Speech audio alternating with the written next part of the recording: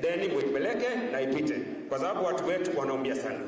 Kuna challenge nyingine, although kulitengenezwa task force ambao mimi niko hiyo member, ambao tunatengeneza mikakati ya management ya bodaboda, lakini challenge ile kubwa tuko naye ni sako. Hakuna sako ambao imesimama, lakini najua ile prime minister ukiingia utatutengenezea sako whereby watu wetu wanaweza enda wanachukua pesa kidogo huko, pesa ambao haina interest mingi, ili tawaanza, kwa sababu watu wengi, karibu 75% ya watu wa bodaboda si wenye pikipiki. Wao ni kupewa, wanapewa pikipiki, wanalipa kitu kidogo. So tukitekelezwa sako, bwana prime minister, hiyo sako itasaidia tuinue hadhi ya hao vijana. Bodaboda tu ndio ile sekta, either polisi, askari, retiree, director, wote majioni yake kwa bodaboda. Ni kweli ama ni uongo? Kila mtu saa hii anakimbia kwa bodaboda, kwa sababu hiyo tu ndio ile na pesa kidogo. Kwa hivyo bwana prime minister, kuna issue ya training. Training ile bodaboda wanaenda go training, ile training imewekwa ni ya gari, lakini hiyo training ya gari bado ndio tunaenda kwa bodaboda. Unakuta hata wakati tunalipishwa tu kama gari. Kwa hivyo hakuna kipengele ya kuonyesha hii ni miguu mbili. Nayo issue ya insurance bado tuko na shida kubwa sana, kwa sababu watu wa bodaboda kulipwa accident ikihappen, na I'm sorry prime minister, ukiona watu wa bodaboda sana wamejitokeza wakati ajali imetokea, sana inakuwa ni kwa sababu hata wakienda kule mbele dakika ya mwisho hiyo kesi inapotelea, hawalipangwi. Kwa hivyo ningeomba kwa insurance kuwe na act ambao ina specify policy ya watu wa bodaboda, alafu tu introduce shule ambao itasaidia watu wa bodaboda, kwa sababu wengi wao wanajua kuendesha pikipiki kwa muda mrefu sana, lakini shida ni wakienda shule wanaambiagwa lipeni kama mtu hajai shule. Kwa hivyo kama tunaweza kuwa na mikakati ambao, kwa sababu anajua kuendesha muda yake inapungua, hiyo inaweza kuwa usaidizi kwetu bwana prime minister. Mimi nilikuwa nimepewa dakika 5, lakini sijui nimemaliza dakika 3, niko na patron wangu ambaye ataongea dakika nyingine 2. Asante sana bwana prime minister. Thank you. Thank you. Thank you very much Kimani. Tumpigie makofi. This is the bodaboda patron, the patron of the association. So we want to hand on what Kimani has said. Yes, Your Excellency. I think it's good to also put the national perspective, Your Excellency. Kimani has given the regional Mount Kenya perspective, but I can tell you, some people are wondering, and I can see my friend Peter Kenneth and others wondering why I'm the patron. Because the numbers make sense. Because as you've heard, if there are 5.2 million bodabodas in the country, then those are numbers that might excite anybody who is looking for positions in this country. But Your Excellency, the biggest problem that the bodabodas have faced is ruthless handling by the police. They are criminalized before they commit a crime. They are dealt with so ruthlessly without regarding that any one day, if you look at 5.2 million bodabodas, they consume fuel at 10 liters per bodaboda, 7 million shillings worth of fuel. And in a year, they are upwards of 2.5 trillion in fuel. So in terms of contribution to the national development, in terms of national economy, they are an important role. They sit at the bottom of the pyramid. And at the bottom is where the strength is. It is these people who should be supported in whichever way. If you look at the manufacturing or assembly of bodabodas, that should not be imported by Indians and Chinese. It should be a preserve of the boda community so that they have a chain where they assemble at low costs and pass it on. I know there will be a lot of speakers, but Mr. Prime Minister, I would like to say this. When an item is very good, they say it has been well engineered. When an item is fake or false, they say it has been doctored. Tafakari hayo. You're an engineer. Tafakari hayo. Thank you very much. My name is James Moreu, and I sit as the patron of the United Borders Association, a place where I enjoy helping and working with these people, and I look forward to supporting you in any way and supporting this cause because it's a cause for this country. 5.2 million people cannot be ignored. Thank you very much. Let's give one Murray and Kimani a better clap. Thank you so much. Your Excellency, the next speaker is Sami Karanja. Sami is the CEO for an association of small, micro, small, and medium enterprises. As enterprises, they have their own association. So he is the chief executive of that association. So we want to invite you, Karanja, please. 3 minutes. Thank you. Good afternoon, Your Excellency, the governors, members of parliament, traders. Good afternoon. I would like to take this opportunity and recognize the president of Msmb Alliance of Kenya, Mr. Ben Mutahi, kindly. He's my boss. He's the president of Msmb Alliance of Kenya. And we also have some traders who came with us. We also have Apostle Teresia Jenga, who is the Mutumba chairlady, Mutumba Association of Kenya. We have Carol Nyambura, who is the chairlady of Marikiti Market. Please let them stand up so that we cover. Okay. Carol Nyambura. We are live on television. Yes, Carol Nyambura is there. Asante. She's the chairlady of Marikiti Market. Do we have Apostle Teresia Jenga, who is the chairlady Mitumba Association of Kenya? She was supposed to be here. And we also have Mr. Munene, also the Boda Boda Association of Nairobi. Mr. Munene, where are you?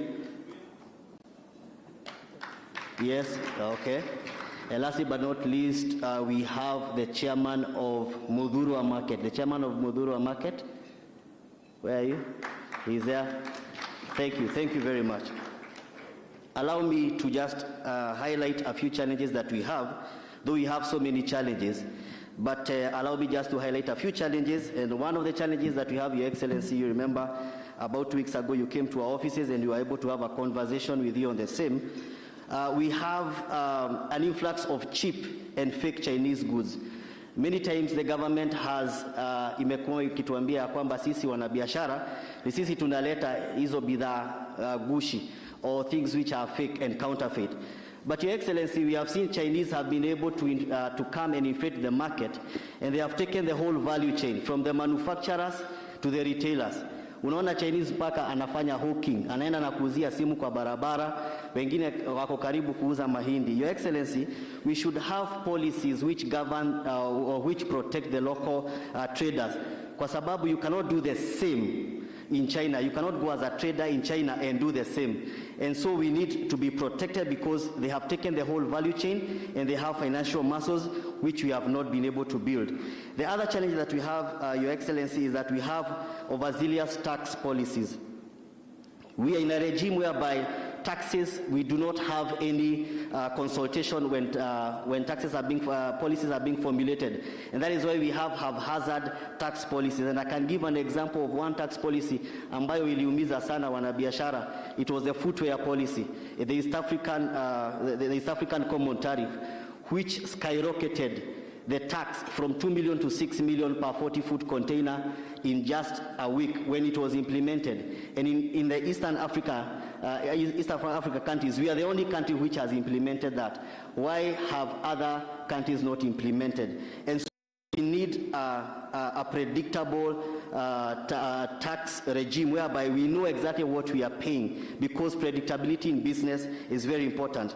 The other challenge that we have is with consolidation of goods. Your Excellency, you remember the President from 2017 and 2019, he gave us an amnesty. And that amnesty was able to release 1,000 containers belonging to small, medium entrepreneurs. Watu wale walikuwa Wanyamakema, watu wale walikuwa Gekomba, and you had, His Excellency the President was gracious enough, he heard our cry, and he released 1,000 containers. With that, we also need a regime whereby we can be able to lower the taxes what you call the benchmark from what it is. Right now it's still too high, so that we can be able to continue being in business. And the other thing that His Excellency the President has done, he has opened an exclusive place ya consolidate cargo, which is called the bomber shed, where His Excellency the Prime Minister was with us 2 weeks ago, and he saw how cargo has been deconsolidated, and we are getting cargo which is, you know, near our businesses. And so that is a plus even to the business community. The other challenge that we have is the CRB listing. Your Excellency, we are looking at a point whereby, you know, you are being devalued, your credit worthiness because of the CRB. Na unajua saizi biashara imeenda chini sana because of COVID. We are requesting an amnesty towards that, so that even when you go to financial institutions for help, we can be able to be assisted by the financial institutions, because once you are profiled as a person who has not been able to pay, na ni biashara yako ilianguka, you can't have that assistance financially. We also need an economic stimulus on the same, whereby we have seen the His Excellency the President giving us about 8 and 2 billion shillings, but we are requesting for 25 billion shillings. Why? To resuscitate and also to cushion small medium entrepreneurs. Right now we are resuscitating businesses kwa sababu zimeisha, kwa sababu hata watu wengine wamefunga. We want to resuscitate and also to cushion and salvage what is left. And so 25 billion shillings to start with, as we look at the KPIs which are going to be put in place by the government to see to it that these businesses are able to remain afloat. Lastly but not least, we are requesting that we lower the cost of production of the local goods. Your Excellency, when you look at the cottage industries, the cottage industries have had a very punitive taxes, and you find that in these cottage industries we do not have policies that govern. We have a lot of let me say it, archaic policies, and these archaic policies, they govern the cottage industries. Ukiangalia China, they started making their small things in their balconies, toothpicks, earbuds and the rest. For us, even to get a license, a small license, to be able to even to produce in your backyard, it calls for NEMA, it calls for cabs to come and stay and keep you afloat for 59 days. It calls for so many other things to be put in place, and it's very archaic. And so we are asking that the policies which have been put in place, they should be enhanced cottage industries, because it is the economy. We cannot be able to raise the economy by taxation, but only production. Lastly but not least, let us have a people-centered development plan, whereby the center of the policy formation should be the common mwananchi, the person in that lower cadre, because that is the person who is holding the economy on their shoulders. The mama mboga, the boda boda people, we are taxpayers. When you look at the projections of GDP projections, we contribute half of the GDP projection. If the projection is 6%, 3% is contributed by small medium entrepreneurs. So we do pay taxes. So we are asking kindly that let us have a people-centered policy or economic policy, so that you can be able to resuscitate our economy. Asanteni sana, and God bless you.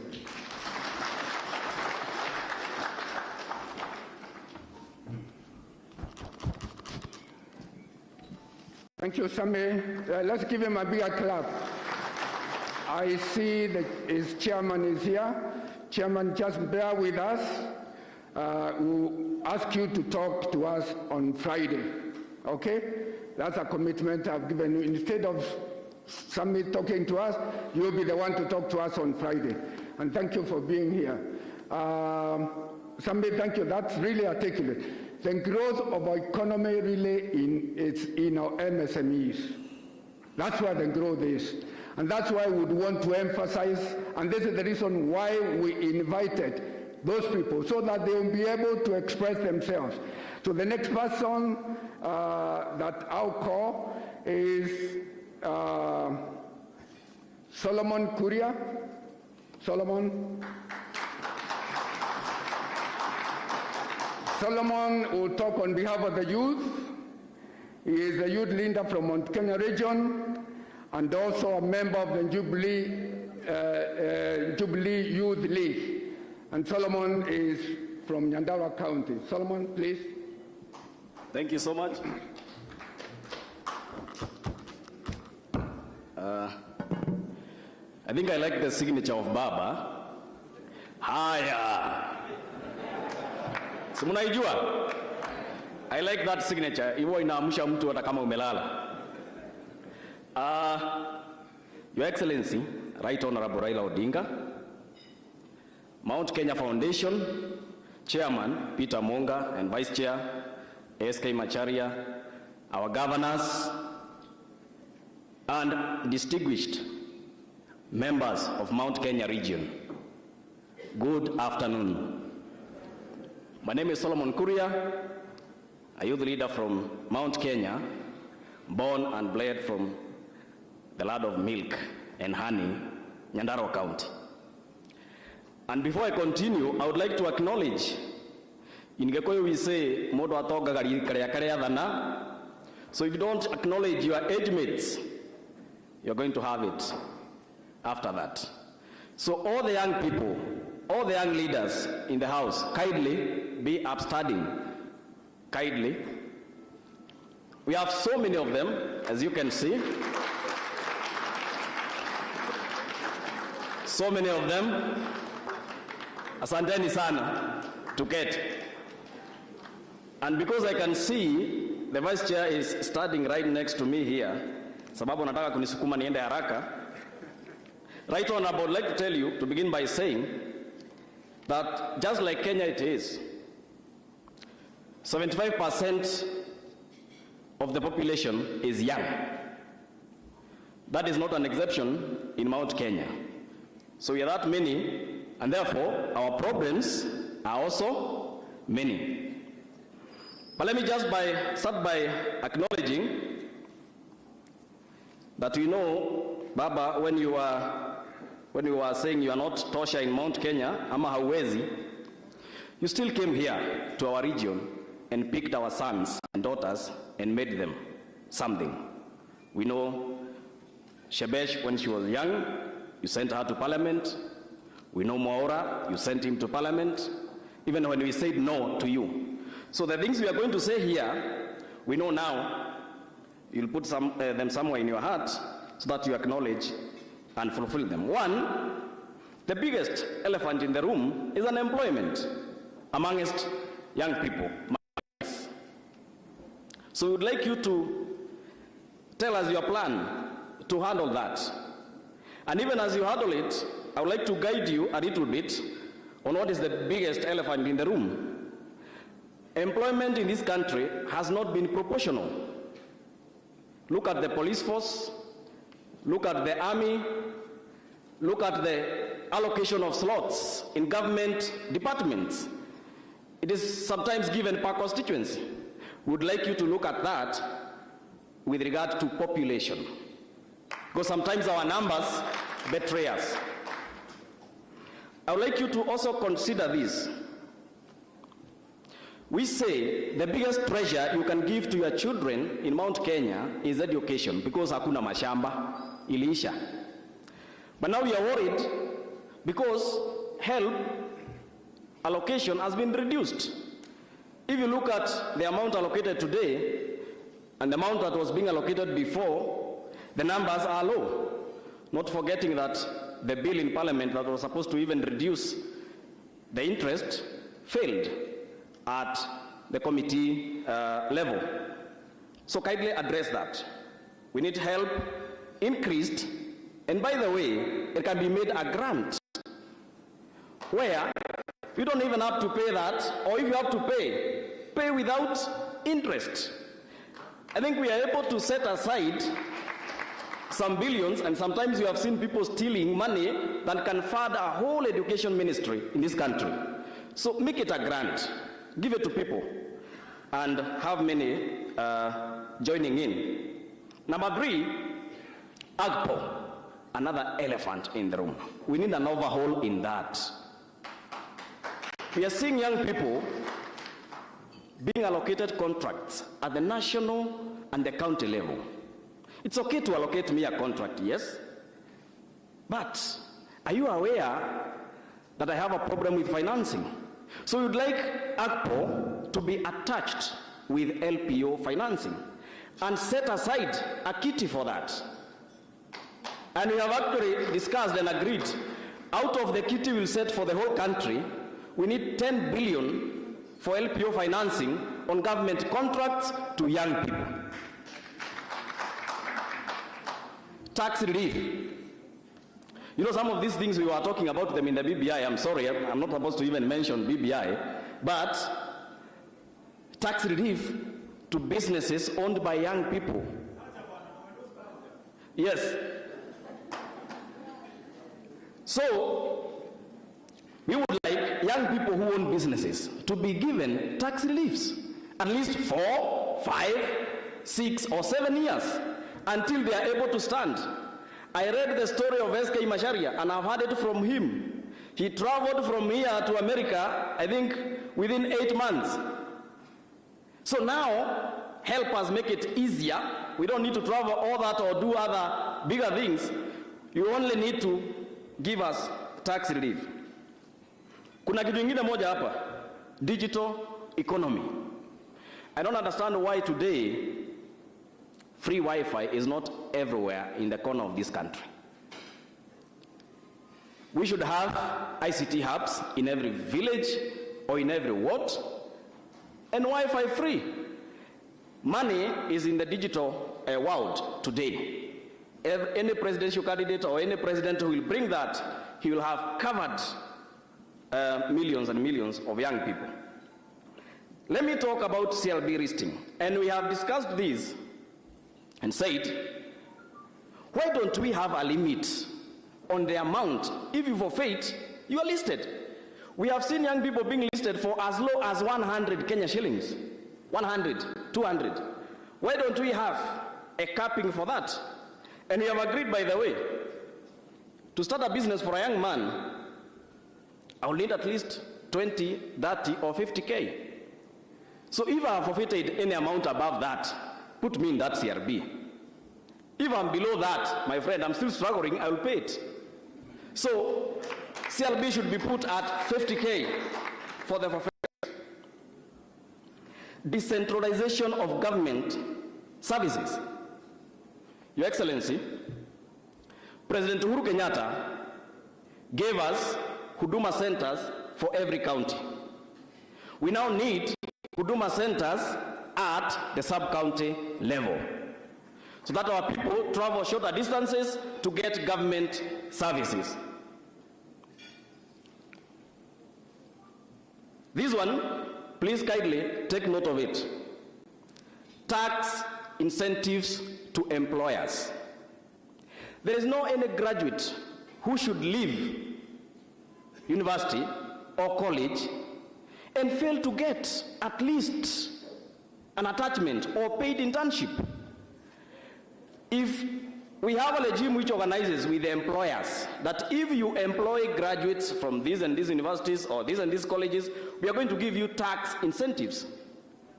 Someone like SK Macharia at Royal Media, if I go there, he's able to have as many interns as possible because the government gives him a tax relief. That is very important so that we can able to absorb our learners. 2 last points. One, very important, and I will say this when I'm very sorry, that every home in Mount Kenya is struggling with at least 1 or 2 drunkards. That's a fact. And we don't have to run away from that. We need to say, what is the permanent solution to alcoholism in Mount Kenya? It is the manufacturers of cheap and illicit brews. So let us cut the problem from the head. Let us stop going down to the drinkers, to the alcoholists. Let us deal with the manufacturers of the poison. Baba, lastly, I need you to mainstream, these young people with government opportunities. Let's say, at least since I've been an adult, I have not seen a young minister, fully fledged minister. And now, at least for a start, out of 20 ministers provided for in the Constitution, give us only 4, just 4. And in those 4, you'll be sure we are going to revolutionize. Because there's the language of the young people, when they don't see their own, they don't see themselves. But when they see their own, they see themselves. It is a mirror of them. And therefore, you'll have more easy time when you have warriors in the field than when you have injured warriors in the field. And I'm not saying the elderly are injured, no. A young person, Jamba, will be able to move faster. Thank you, Solomon. Asanti. Raida. Nyasaye omedi dalo. Mangenyi modo imedi konyo pinywa. Asante sana.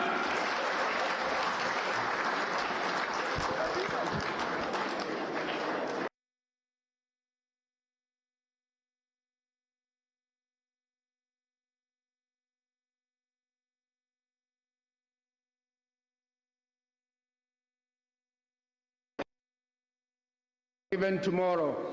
And when you have a young man articulating, issues like that and with suggestions, I think we respect it. Let's give them a clap again. Thank you very much, Solomon. Our fourth speaker, Right Honorable, Your Excellency, is Peter Mochiri. Peter Mochiri is the chairman of National Council of Persons Living with Disabilities. Mount Kenya Foundation values those members of our society, recognizing that being disabled does not mean that you're unable to do anything. So, Peter, karibu sana. Thank you so much.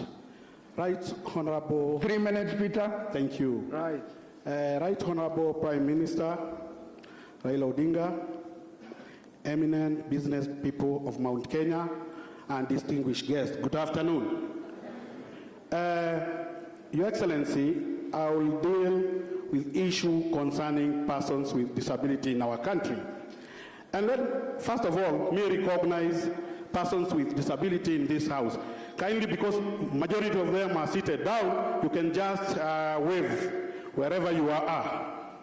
Thank you so much. Right Honorable Prime Minister, you are on record. You are the first person to appoint a person with disability in this country to the highest office of this land. And I'm saying this because Senator Waora was your advisor on issue of disability. So you're on record on issues of disability. Let me say this. On issue of representation of persons with disability, 17 counties in our county assemblies, we don't have a representation of persons with disability. We would like all the 47 counties to have a representation of persons with disability, and that is in our constitution. Another thing, I remember when we went in Meru during the BBI, Right Honorable, we say as persons with disability from Mount Kenya and Kenya as large, the 5% must be immediate in all appointive and elective positions. Why are we saying this? This will give an opportunity to persons with disability so that they can present themselves. And we shall say, if you are not in the table, you are in the menu. Let me say this, Right Honorable. AGBO, my friend Solomon has talked about AGBO, access to government procurement opportunities, which His Excellency the President started this program for the vulnerable groups, women, youth, and persons with disability. For us, as persons with disability, we would like a kitty whereby NPO financing for persons with disability is taken care of. Why are we saying this? Because persons with disability, they will go and secure a tender with the government. But at the end of the day, we don't have financing actually to do that job. That is why, under your administration, We would like persons with disability to have a revolving fund, whereby this revolving fund of LPO financing, persons with disability can do jobs. What about assistive devices? If I didn't have this assistive device, this is a mobility for any Kenyan who has a disability. And we usually say everyone is a candidate of disability at any given time. So we would like your administration, Right Honorable, with government to provide free assistive devices to all Kenyans. And that is very important. Another thing, Right Honorable Prime Minister, is about business for persons with disability. We are challenged by licenses across the country. We would request the licenses to be waived for persons with disability, so that because persons with disability are the most vulnerable group in this country. So we must give them room so that they can work freely without any fear. Lastly, let me mention this. The Right Honorable Prime Minister, we recognize you and your party, ODM. Your party has the highest disability league in this country, which is efficient. And my colleague Kakiri is the chairman of that league, and we usually interact as persons with disability in this country. So we would like, under your administration, at least persons with disability to have a stake. Also, we are requesting a cabinet position for persons with disability in this country. Thank you. Thank you. We have a lot of issues, but we believe under your leadership, we will go places. Thank you so much, and God bless you, all of you. Thank you. Thank you, Peter. Thank you so much for that. That's very passionate. I'm sure the leadership is listening. Our next speaker, Your Excellency, will be a woman by her own right, who has been a member of parliament one time or another. She is now a commissioner in the Gender Commission. This is none other but Priscilla Nyokabi. I know Nyokabi could be having a 100-page statement to make, but I want her to shorten it to 3 minutes. Thank you very much, Priscilla. Thank you. Thank you very much, Vice Chair. Our chief guest and our father. In Kikuyu, we say our. We do not have a B in Kikuyu, so tugaga fafa. So Fafa, very happy to be here today. Our governors, the foundation, the chair and the vice chair, our members of parliament, all distinguished guests. We are truly, truly happy to be here today. Very, very, very delighted to be part and to be on the right side of history. Every time the mountain and the lake have come together, good things have happened in our country, and we are looking forward to that as well. A lot of our history is about the mountain and the lake coming together. But before we go too far, let me ask the women in the house to stand. The women in the house, Kina Mama hi. Kina Mama hi. I speak on behalf of the women of Mount Kenya. Thank you very much. And we will take you to the ground. We will take you to the ground to kuonyesha firirinda when we are in Mount Kenya. Just very quickly on some of the key points that we want to raise. One is on peace and stability. That the Mount Kenya woman, we need an award for being the woman who has been married in every corner of the country, for being a cohesion agent. It is therefore very important for us, Baba, that we have peace and stability in our country.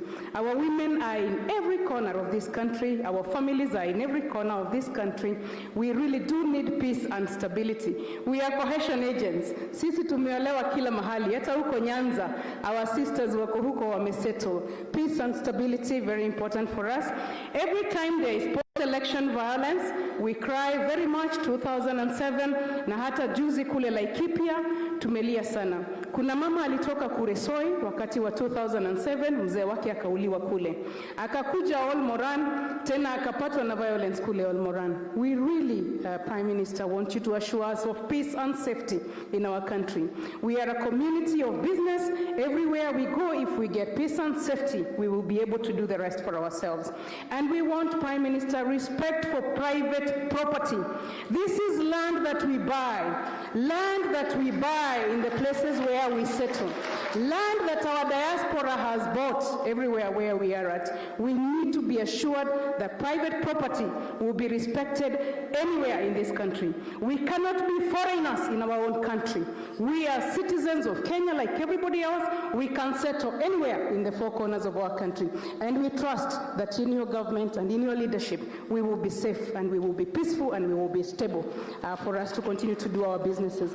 On the other issues, Mount Kenya, health is a big concern. Baba, the way we are called watu wa waru, ukweli hizo waru zimetuumiza. We lead in diabetes, we lead in hypertension, we lead in cancers and mental health. Health needs to be a priority in the government and in the affairs of our country.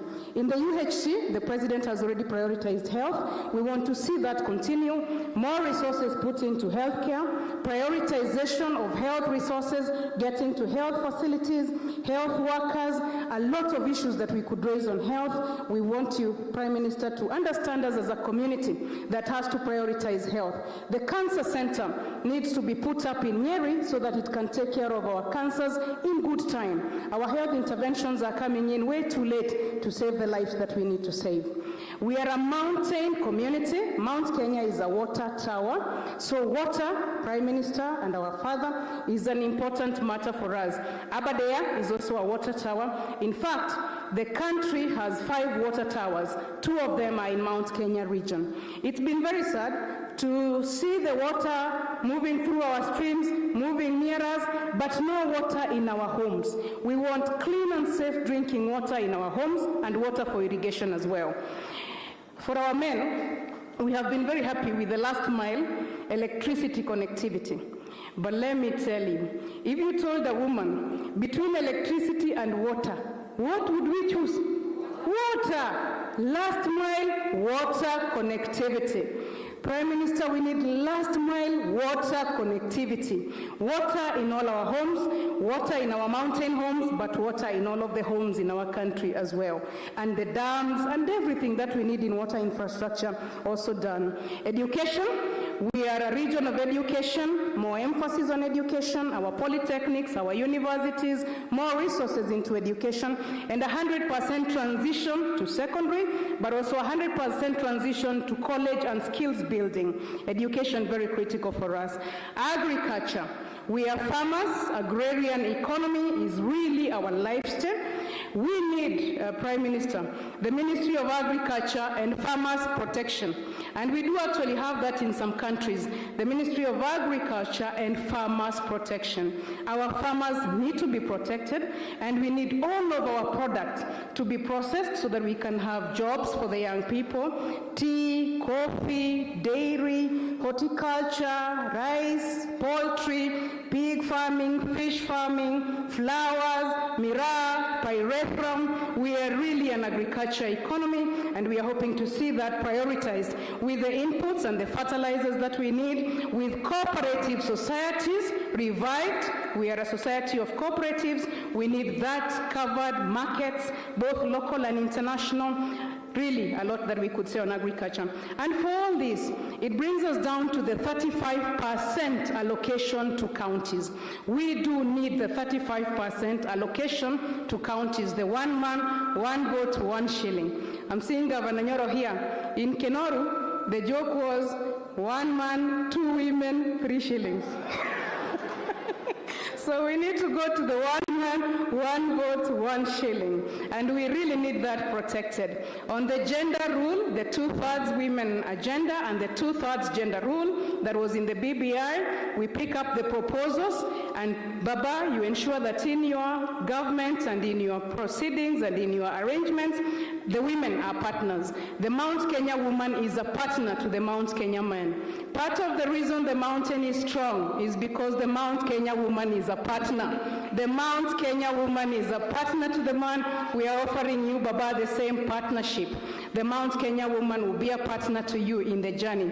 We are even hoping Mama Aida akikubali, utachukua nyumba ndogo hapa kwetu. Ndio watu wakisema umezeeka, unawaambia uliza bibi mdogo kama nimezeeka. Baba, you are our Joe Biden, you are our Mandela. We look forward to a bright future. And we women of our country are ready to work with you. Please work with us. Karibu sana. Asante sana. Thank you very much.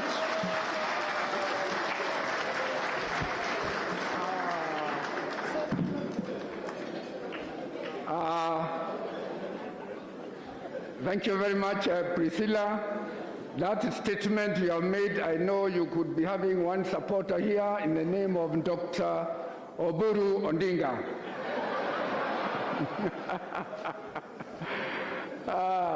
Thank you very much, for that comprehensive report, very well articulated, and I'm sure Baba will even listen to the latter advice that you've given to him. Our next speaker, Your Excellency, by the way, Peter Mochiri comes from Kiambu, Priscilla comes from Nyeri. Then we're going to have our next speaker, who is Honorable Member of Parliament from Molo in Kuru County, by the name of Mheshimiwa Jenga Mungai. Let's give him a clap. Jenga is one of our elders. He has a lot of history that he can talk to us about. And it's important. History repeats itself. It's important for us to know history. And so Jenga will talk to us a little bit about history, lest we forget. So Mheshimiwa Jenga, karibu. Asante sana. Your Excellency, Bwana former Prime Minister, Baba, Chairman for Mount Kenya Foundation, your deputy of course, SK Macharia, our governors, na viongozi wote ambao mmefika siku ya leo. Nataka nichukue muda mfupi sana, hata ingawa si mfupi sana, lakini kabla sijasema chochote, mimi nasumuza kwa niaba ya wazee, wale ambao walikuwa mbele yangu wamesema kwa niaba, hata kama mliwaona, ya vijana. Wazee ambao tunafanya pamoja hapa, tafadhali msimame popote mlipo, waliotoka kila sehemu simameni. Mimi naona ninyi huko, yes, Gaiduma, naona Maigwa, naona Kegoshi, naona nyote, naona wewe ndugu yangu, nyote asanteni. Naona Bwana Mungai kutoka Kiambu, asante. Ndugu zangu, siku ya leo mimi nataka tu kusema kwamba taifa ambalo halina historia, halina mwenendo na halina maisha kule mbele. Kwa imani kama vile Wakikuyu wanavyosema, umuthi niguo uteithagia rucio, ira rirateithirie umuthi. Miaka ĩrĩa yathirire ĩgũteithia kũmenya miaka ĩrĩa tũgathiĩ ũrĩa tũgatura. Nimesema kidogo kwa kimombo. Nasema hayo Bwana Prime Minister kwa sababu hapa walio wengi leo ni Wakikuyu.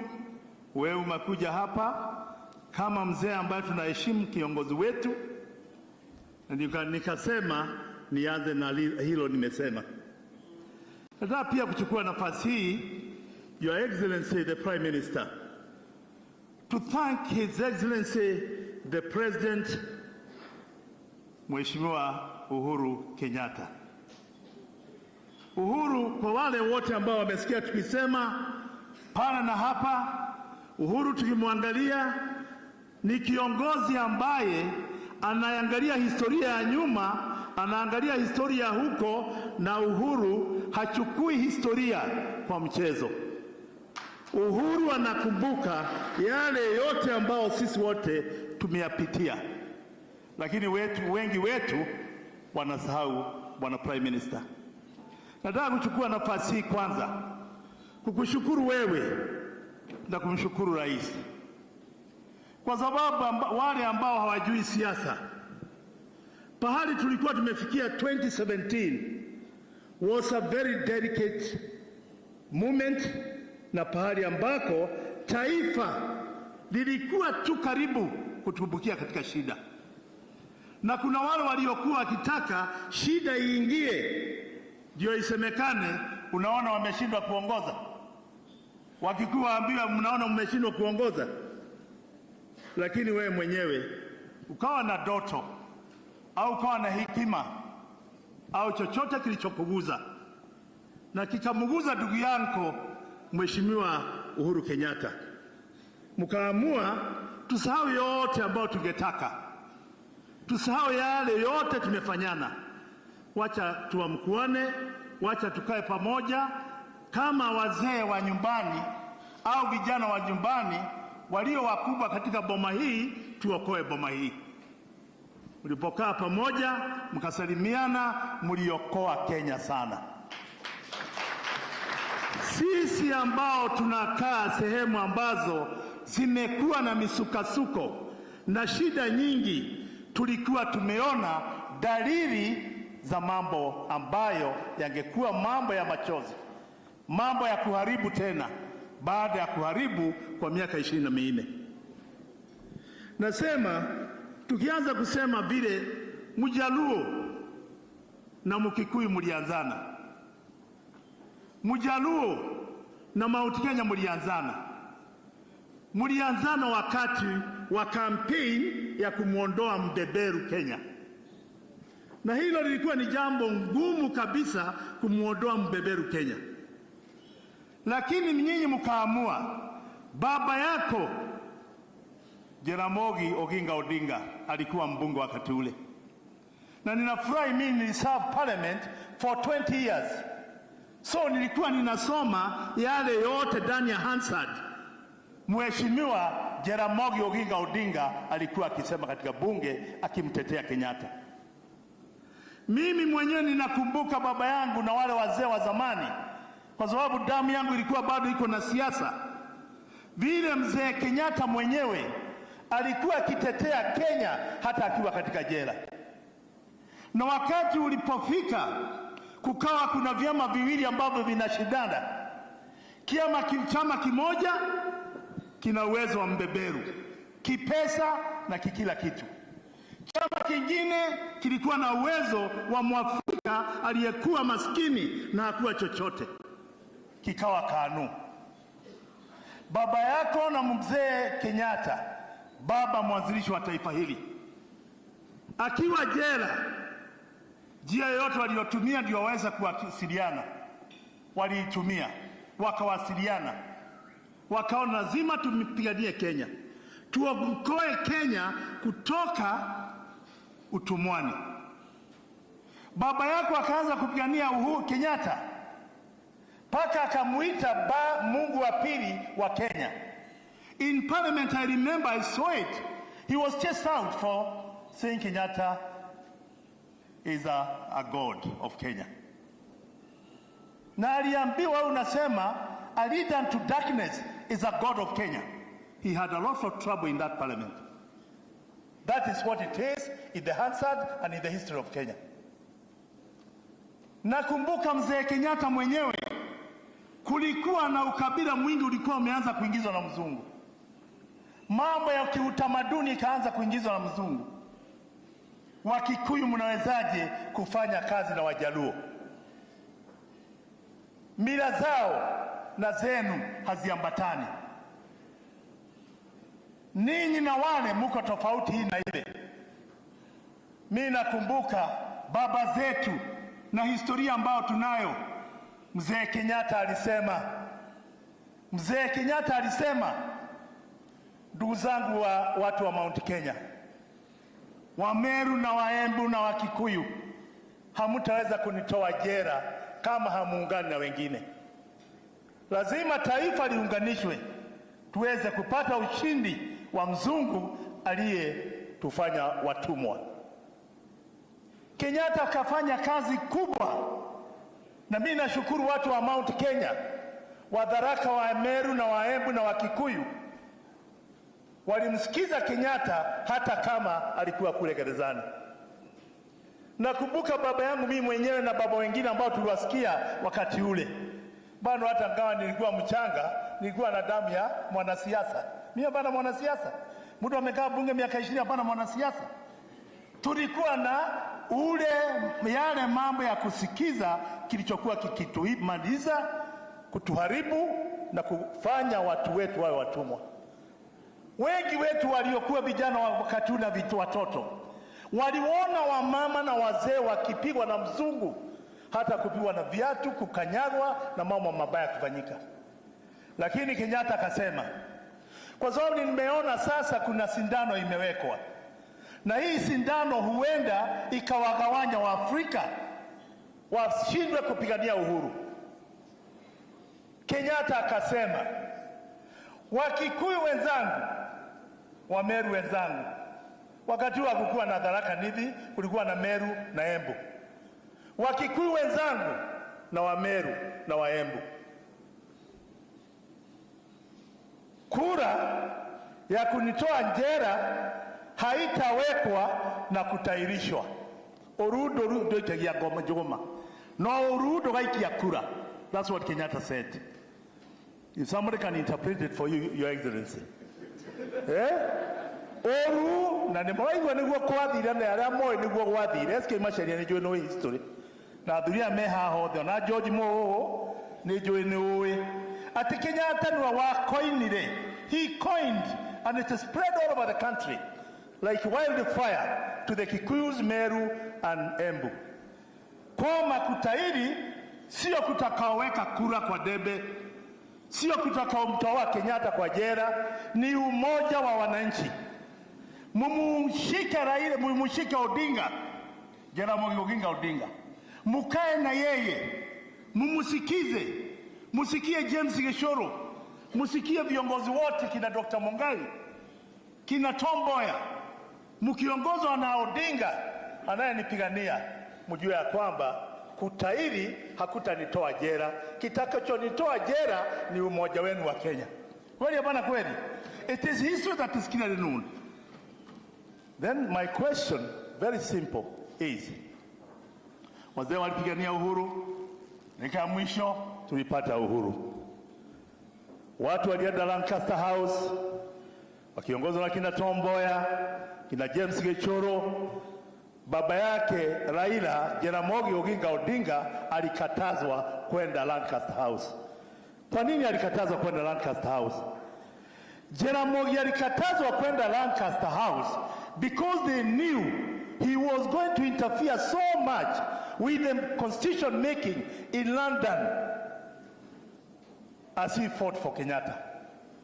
Akaambiwa hataenda huko, na hakuenda. Wacha tuseme alikuwa saa yote mzungu, mtu anashika shingo, alikuwa ni Jaramogi Oginga Odinga asimtetee Kenyatta. But Jaramogi aliendelea. Wakati wazee walienda Lancaster House, ninyi wenyewe mnajua katiba iliyokuja Kenya haikuwa katiba ya KANU, hata ingawa ninyi mlikuwa na nguvu kama KANU.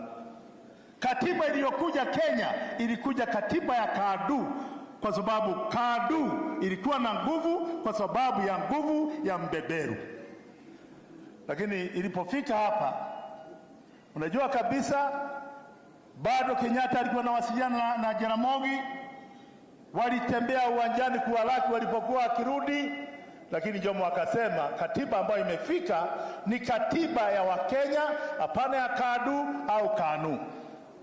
Wakaingia Kenya. Walipoingia Kenya, ndugu zangu, wakaanza mambo ya ushindano. KANU na KADU wakaenda kwa debe. Nawaambia ndugu zangu, isipokuwa ni Jaramogi Oginga Odinga akawashika Wajaluo, akawashika wengine waliokuwa na ungana na hawa, mzee Kenyatta alikuwa jela Wale ambao walikuwa na hapa hakuwa na uwezo kama wa Kenyatta, lakini Jaramogi alikuwa na uwezo mwingi sana. Walipokwenda kupiga kura, KANU ikashinda. The first prime minister akawa mzee Jomo Kenyatta. My question, ndugu yangu deputy wa foundation, wewe ni mtu umeona vile mmefanya kazi nyingi na wazee hapa ambao wako hapa. Kama Kenyatta hangekuwa the first prime minister, the language you talk today, you'll never talk it. The money our young people are being given there to betray themselves, not betraying their fathers or their country, but they are betraying themselves. Wangekuwa wakipata. The geographical spread, ninyi ndugu zetu wa Mount Kenya, the geographical spread you have in this country, hamungekuwa naye. Biashara kuingia Nairobi, wakati ule tulikuwa vijana, tulikuwa tunajua. Biashara ambazo mko nazo Nakuru, Eldoret, Kitale, Mombasa, hata Kisumu kwenu mzee Raila. Si mimi nakujanga huko. Mimi najua mahali mengi 800. Hamungekuwa naye. The first prime minister alisaidia kazi ikawa sawa. The first prime minister alisaidia Kenya kupata uhuru tukawa vile tulivyo sasa. Hiyo ilikuwa ni daraja Mwenyezi Mungu alijenga, akasema Kenya itavukia hapa ndio mpate uhuru ambao mko nao sasa, na uhuru ambao ninyi wenyewe are really enjoying. Whether you come from Kikuyu community or Mount Kenya or Luo community or from whatever community, all of us are enjoying the freedom and the liberty our forefathers gave us. If it were not for that unity, where would we be by now? We would be having Rift Valley, kama Zimbabwe, White Islands, native land ya wazungu. We would be having the coffee land in Central Region, ikiwa the coffee land of the white wazungus. Lakini wale wazee wawili wakajisacrifice, hiyo ndio historia. Nikiendelea mbele kidogo, so sitaki wakaisha sana. Nataka kumkumbuke ya kwamba wakati wa vyama vingi, mlijua vile iliendelea. Kulianzishwa mambo ya upinzani inaleta nini, mambo yakawa mabaya sana. Watu walikwisha Rift Valley. I don't want to tell you because you all know it. I was a member of parliament, a very vocal member of parliament. Anybody knows. And I want to say, James Orenga, were you not my witness that I was there that? And even Baba, si tulikuwa na bunge. Si uliona mimi sikuwa mtu ya kucheza. Mambo ilikuwa mbaya kabisa. Na saa nyingi Orengo alikuwa akiniambia, don't tell anybody the way you travel. Just walk out, let nobody know how you go home. I remember Orengo asking me, don't ever leave Nairobi after 3 p.m.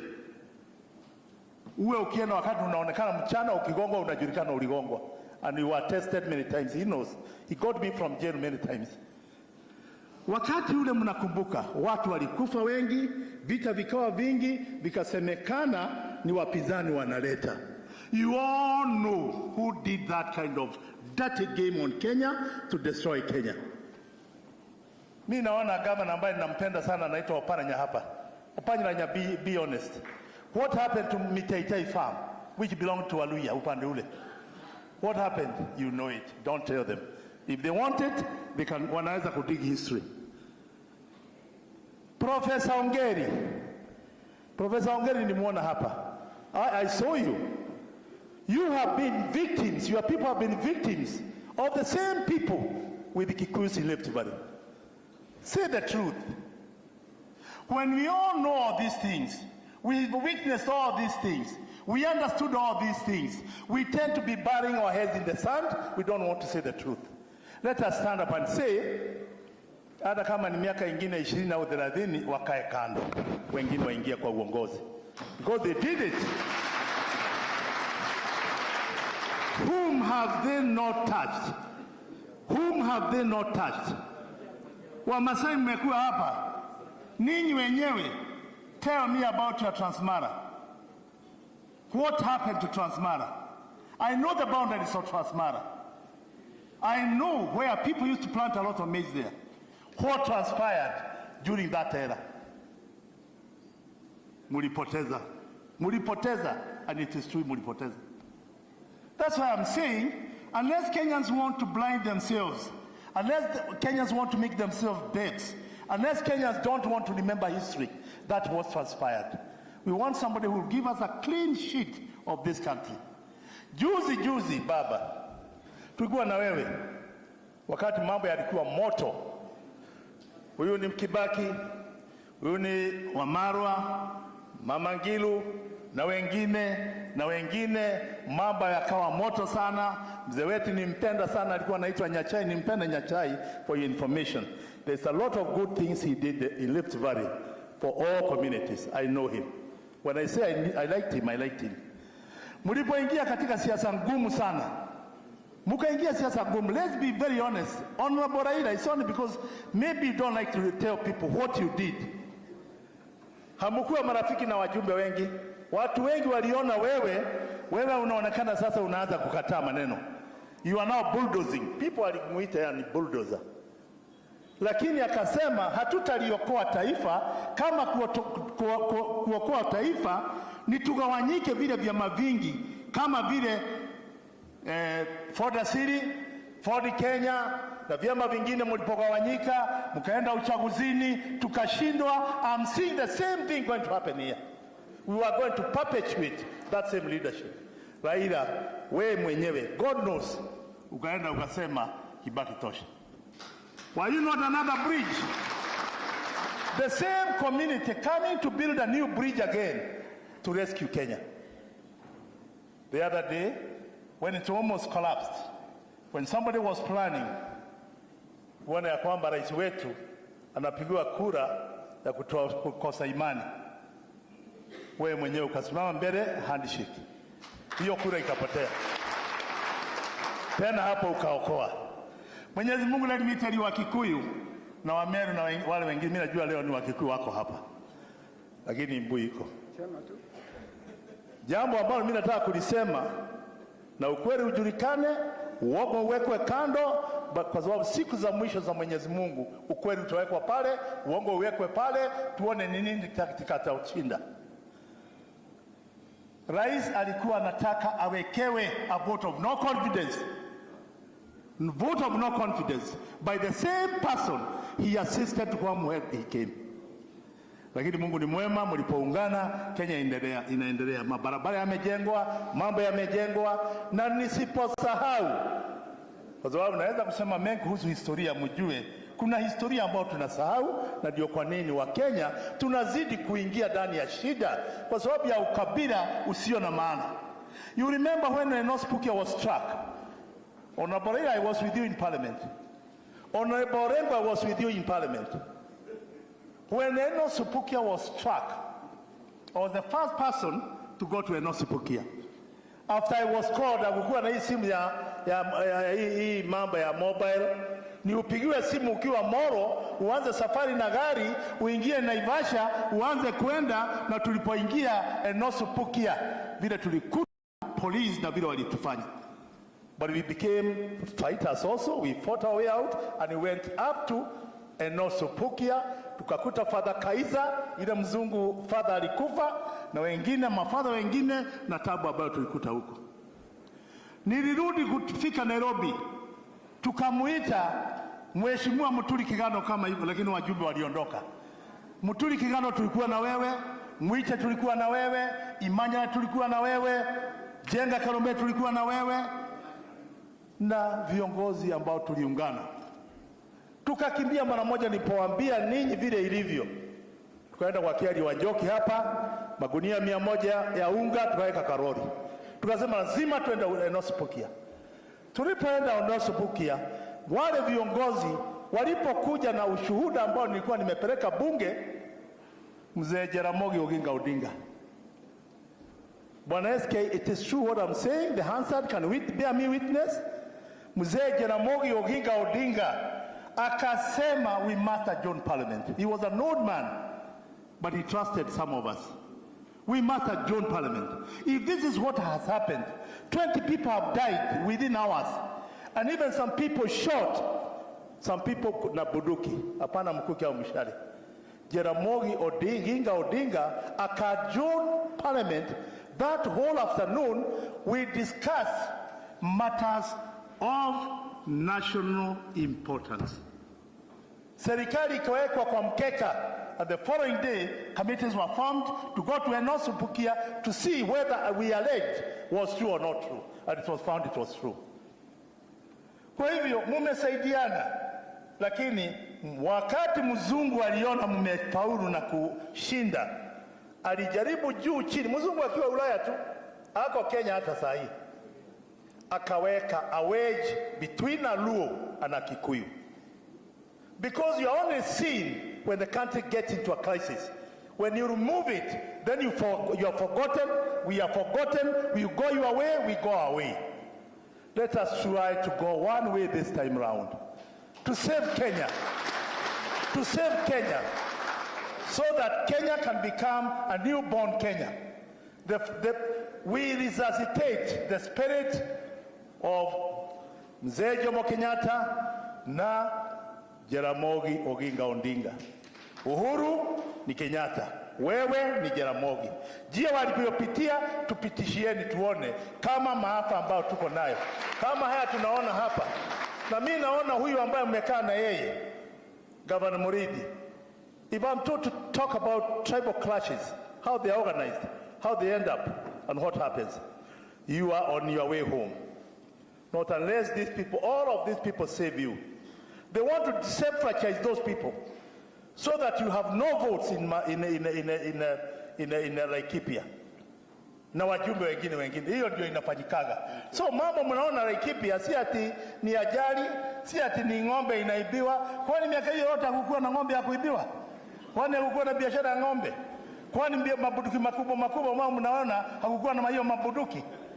Find out where is that money buying that buduki inatoka wapi? And I want to allege anybody can take me anywhere. No. I still question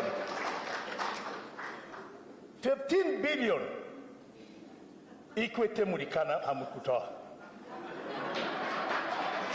Mwenye kutoa alisema alitoa.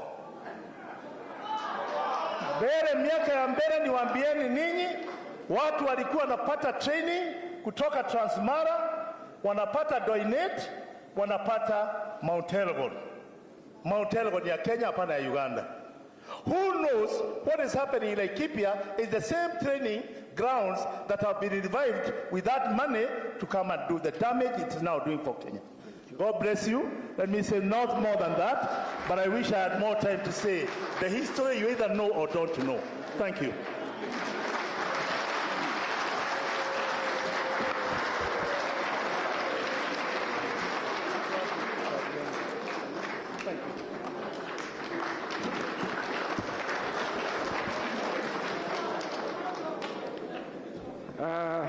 Lest you forget, Mheshimiwa, thank you very much. Let's give him a bigger clap.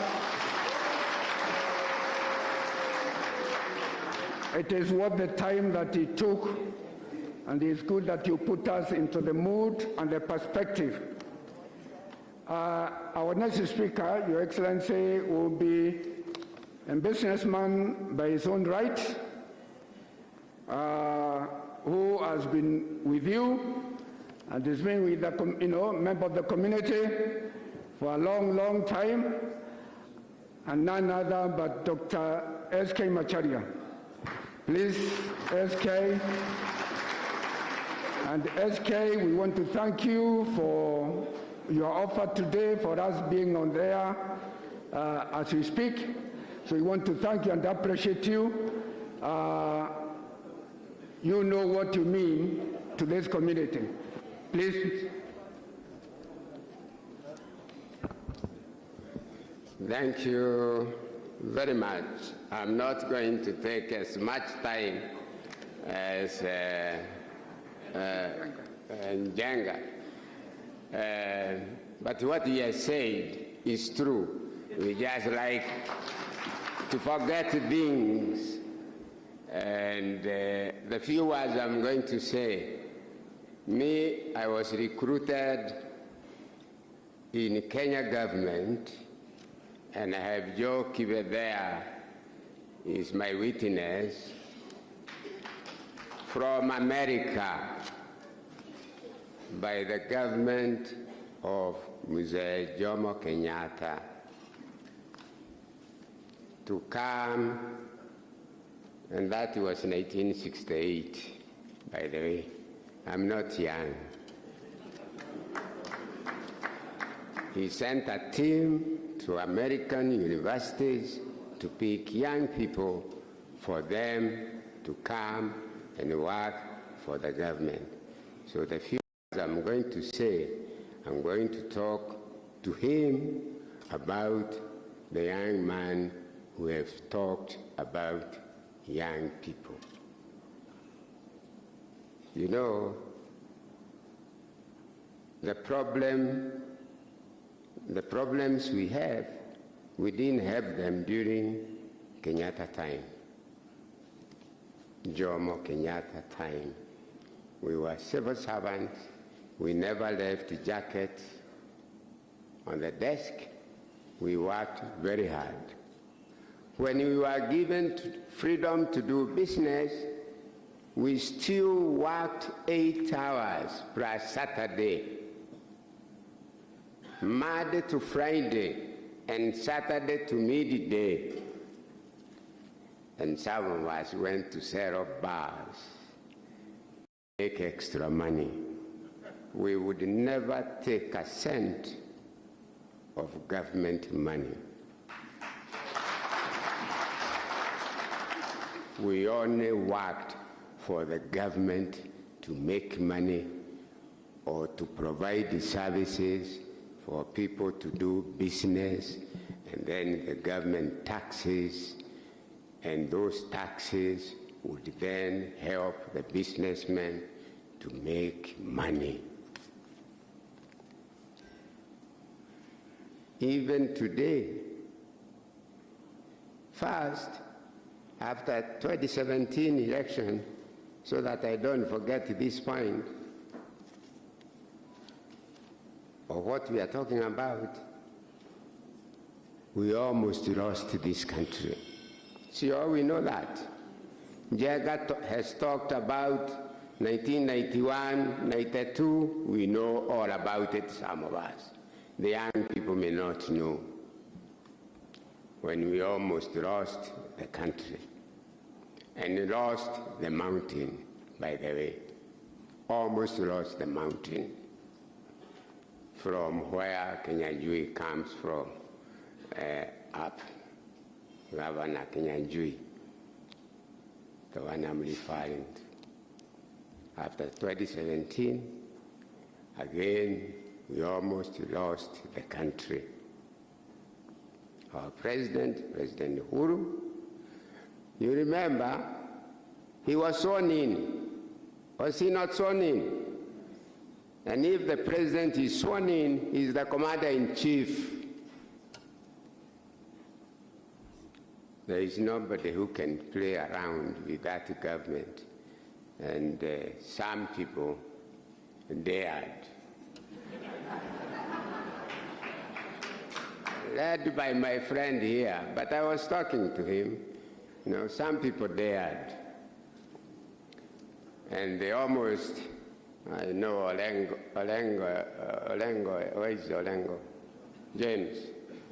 We were together in Young Turks when we were being beaten by, I'm sure you are going to explain him what I have just said.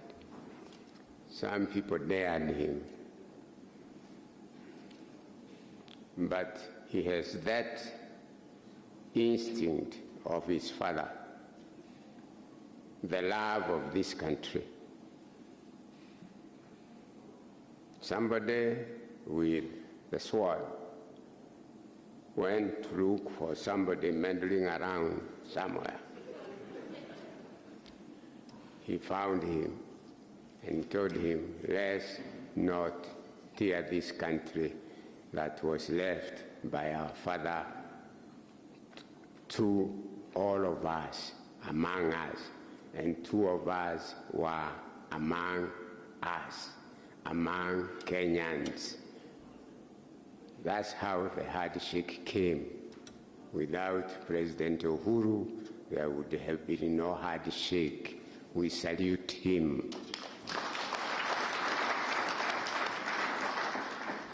That handshake, we will ask him to leave it to good hands so that it can continue. The noise we are hearing around, those who don't know Kenya politics, and we know it in and out, Akina George Moho, even if you see them quiet here, Akina Kaguthi, Akina Ede Joroge, we have worked together. We know Kenya politics well.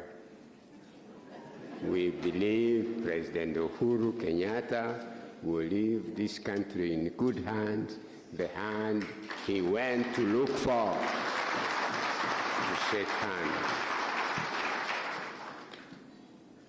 For this country does not need anything else. If he's going to come and allow corruption to continue in this country, believe me or not, that young man who spoke here so nicely and really touched my heart, because I know I started when I was very young. See, I told you I was recruited in 1978, I was 68. I was young. If I was 70, I'm 78 now. You can now deduct and find out my age. Yeah. Because we are given opportunities, all you need is give Kenyans, young people, the opportunity.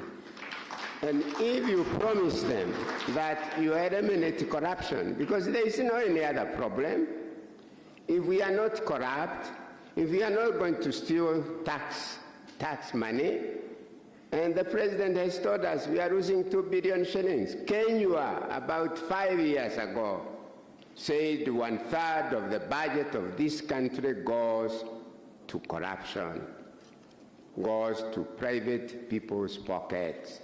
If that money, if you do not allow, there is somebody who was on Citizen TV with PRO, and the other one is called Mnuka, and he said, Kenyans today, and I heard the young man say, give us jobs. Go to government jobs, they look for government jobs to go and make money.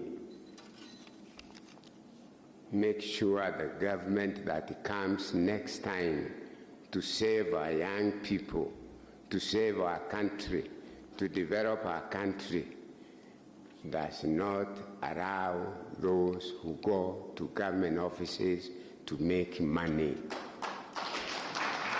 Those young people will be able to make money because money will be available in government. And by the way, what has been stolen, because that's what we are running around, that's why we are campaigning, otherwise the president would have had it over without much of a problem. See our pesa too. Sina campaign. If you prevent that, if you promise these young people of the mountains, we know how to do the work ourselves without stealing. I come from poor family. I came from poor family. I went to US by bus.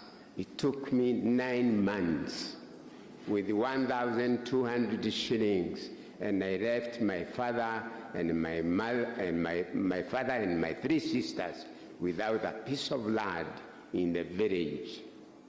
I took a bus from here, a bus down there, and it took me months and months to get to Benghazi, all the way to Seattle.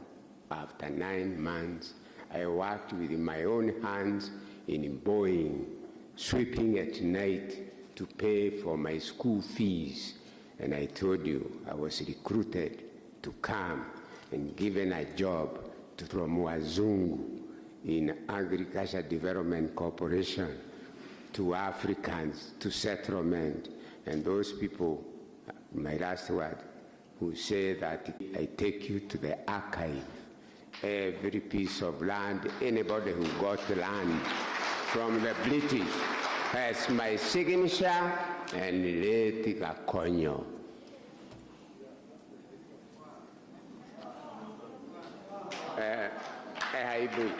Thank you. You come nearer to the microphone. Yes.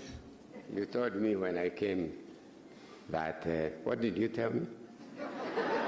When you and I are on the same side, This time.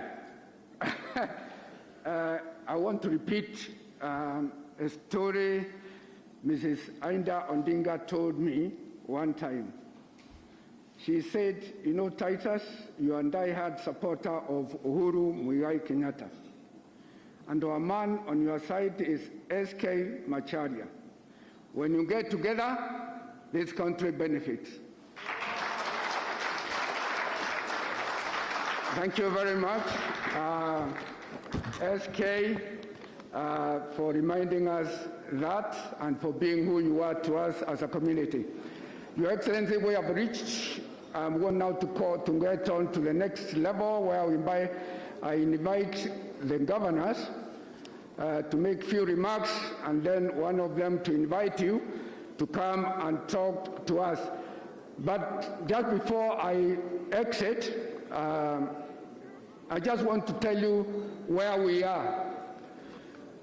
All the speakers who have spoken, they talked on how to build on the foundation that this government has done. The government of Uhuru Muigai Kenyatta. And I think it's good that we acknowledge that and we give him a clap, His Excellency, to the President. So the suggestions that have come from the people living with disabilities, from the youth, from the business community is suggestion to build on to where we are. And this is the continuity we are looking for.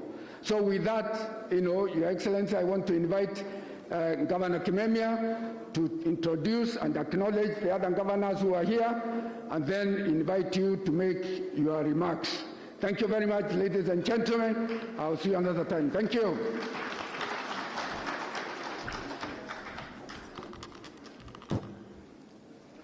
Tumpigie makofi tena Bwana Ibuya. Asante.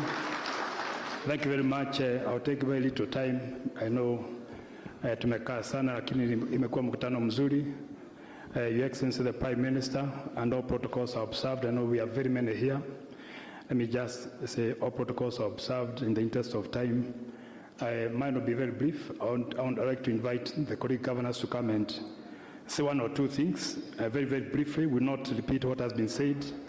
And then we'll be able to invite the Excellency Prime Minister to come and speak to us. But before I call them, just a few remarks. Nitoe shukrani kubwa sana kwa Rais wetu Mheshimiwa Uhuru Kenyatta. Hii handshake ambao amekuwa nayo na baba Raila Odinga imestabilize nchi. Tupige makofi Mheshimiwa Prime Minister, imeleta stability katika taifa letu. Karibu Rais Uhuru aende bila legacy. Karibu haribue legacy yake na hiyo shida ambayo alipata ndani ya serikali yake. So we are beginning a long journey. The train has already started, and I want to assure you, hii train lazima ikamilishe mwendo. Hatutakubali iende alafu ikwame hapo katikati. So we also celebrating sons of nationalists, Raila Odinga himself, son of Jaramogi, Mheshimiwa Uhuru Kenyatta, son of the founding father of this nation. And this is history. These were great history makers, great leaders, and as we heard in the morning, great leaders invite fellowships, very effective fellowships. Kwa hivyo nataka kutoa hiyo shukrani kubwa sana. Jana wakati tumeenda pale Mlimani, na nataka kutoa shukrani kubwa sana kwa Mheshimiwa Raila Odinga. He was very courageous. Wengine wetu tulikuwa na maji kidogo, hatukujua exactly what will happen, but we knew it will be well. Watu wengi hawajui psyche ya watu ya Mount Kenya, lakini wakati tuliingia huku, baba alikuwa very brave. He had very, very good agenda. His economic blueprint na blueprint yetu kama celeb, magavana wa Mount Kenya, sisi 10 of us, inafuatana, inaandamana the transformation of the economy of this block.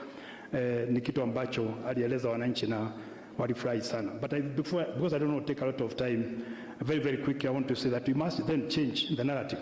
Sisi najua tumekuja hapa, tumekura yes, tumekaribishwa na MKF, but we must change the narrative.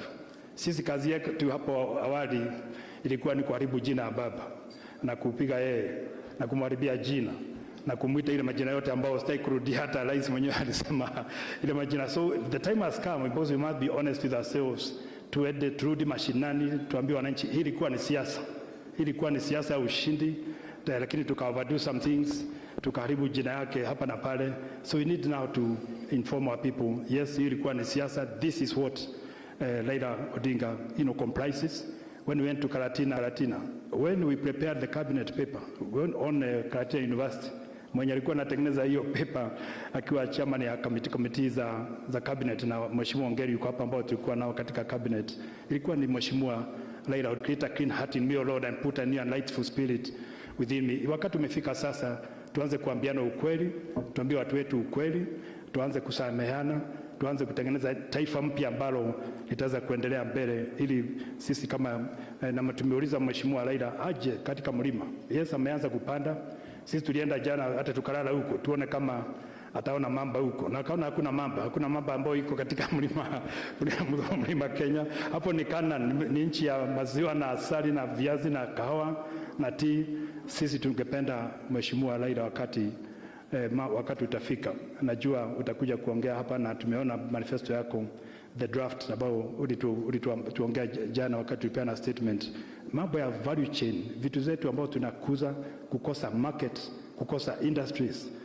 Potato zetu tunatoa potato South Africa na Egypt, yet farmers in Nyandarua County or Kiambu can grow those potatoes that are eaten here. Why should we import potatoes of all the things? Why can't we revive the industries in the Mount Kenya? Ajua hiyo agenda ni kitu ambacho tumeongea, kwa hivyo sitaki kurudia, ili pia magavana wengine.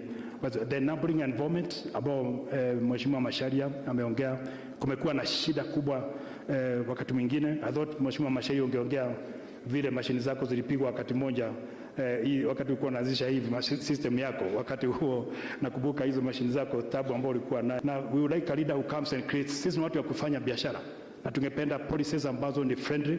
Yes, we have talked very well, accountability for taxes. In fact, mheshimiwa Kibaki when he came in alishika tax ya nchi yetu na kuona kwamba wizi umeisha. This country is very prosperous. This country don't need to get money from abroad. That tax itself alone inatosha at least kuendesha nchi, na vile alitoa hata international capital katika budget yetu.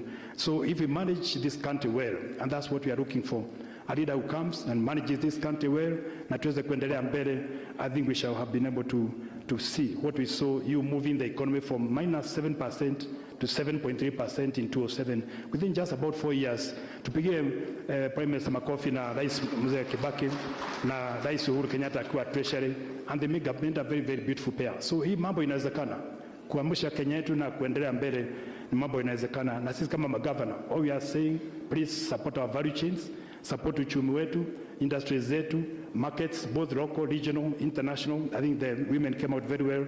The youth of this country, they have given the agenda, and we support them. The issue of equity, the lack of equity in the block and the distribution of resources. Unakuta MCA Aloiro, 500 people, a county has less than 200,000 people. So an MCA has more than a county, but he only gets, almost equal to what an MCA gets. But that county gets much more. Just like Nyandarua County, one MCA has more people than. I think those inequalities in the vitu ambazo tumeongea na Prime Minister, just touching them as I finish up. The issue of distribution of power and resources, the appointments in the block is something that we have already shared with the Prime Minister yesterday when we discussed with him yesterday.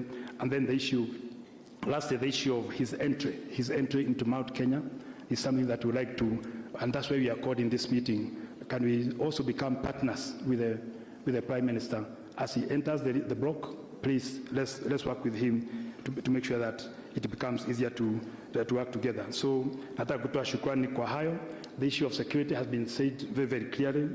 I think the issue of life, security, of life and property is something that I would like to also underpin. That came out very, very, very well. Kwa hivyo, asanteni sana kwa kuweza kunisikiza, na nataka kupatia magavana ambao wako hapa nafasi pia waseme kidogo, one by one, tawarika in any order. Nianze mimi na mheshimiwa, sijui kama Oparanya labda utapatiwa nafasi mahali ingine. I know he's one of our governors. Nafikiri atapatiwa nafasi na mheshimiwa Prime Minister Mr. Murithi. Maybe I can start with you, then followed by mheshimiwa Nyoro, and lastly bwana gavana wetu wa Nakuru Kinyanjui. Just 1 minute each, alafu tumalize. Asante. Thank you. Thank you.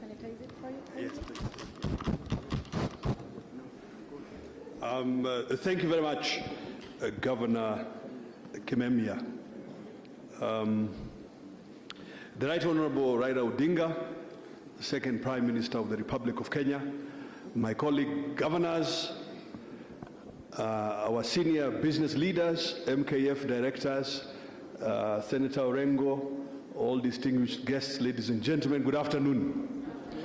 Good afternoon. I thought you've just had lunch. Good afternoon. Weka bidii kidogo. I have just about 4 points to make, and I have 2 minutes, so let me be very quick about it.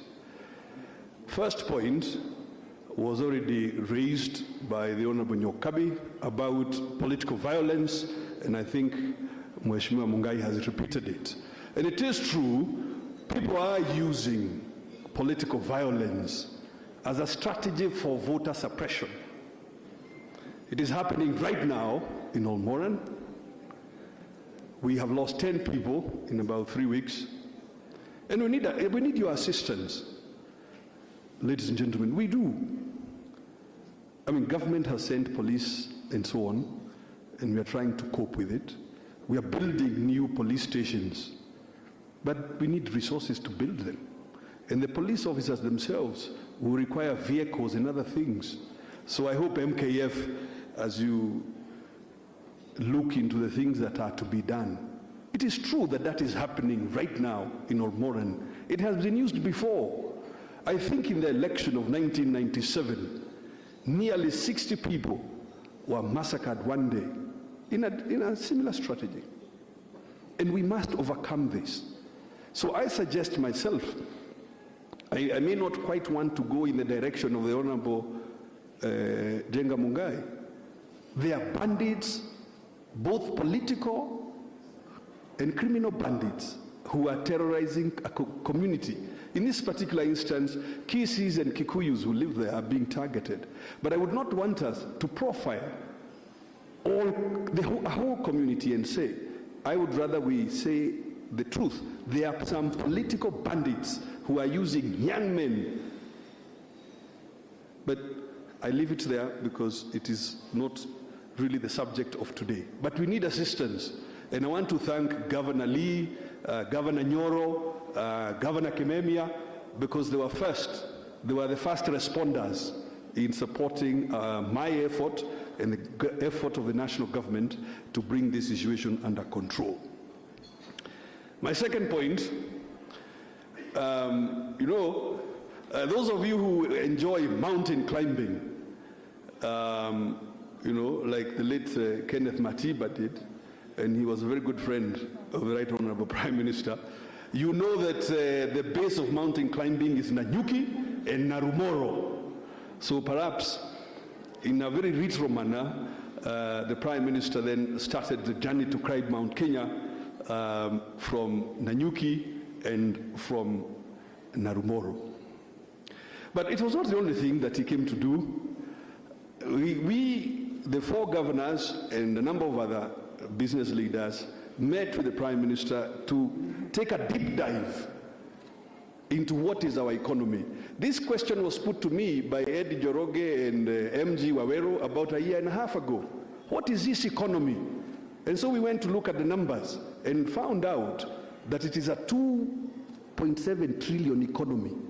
Between here, Kiambu and Meru, between Tharaka Nithi and Nakuru, 2.7 trillion shillings. In dollar terms, it is $27 billion. What surprised Eddie is that it is a bigger economy than Mauritius. Because Mauritius, as a country in Africa, is taken as, the crown jewel of what economies should be. What surprised Eddie and MG Waweru was that it is a bigger economy than Botswana. It's a bigger economy than Rwanda. Just those 10 counties. And so some months ago, when we made this presentation back to the business leaders, they then asked us, who is in that economy? Who is responsible for these uchumi? So we went to look, and we found nearly 3 million business people, micro and small businesses, many of whom spoke here. 3 million micro and small businesses power that economy. That is the 4th largest economy in East Africa. That is bigger than 34 different African countries. Bigger than 34 different African countries. So the Prime Minister himself asked us a question. Therefore, what must be done? One of the reasons he came to Nanyuki was to take a look at some work we've been doing there in support of micro businesses. Like what? And Solomon spoke to it. I think it was Solomon.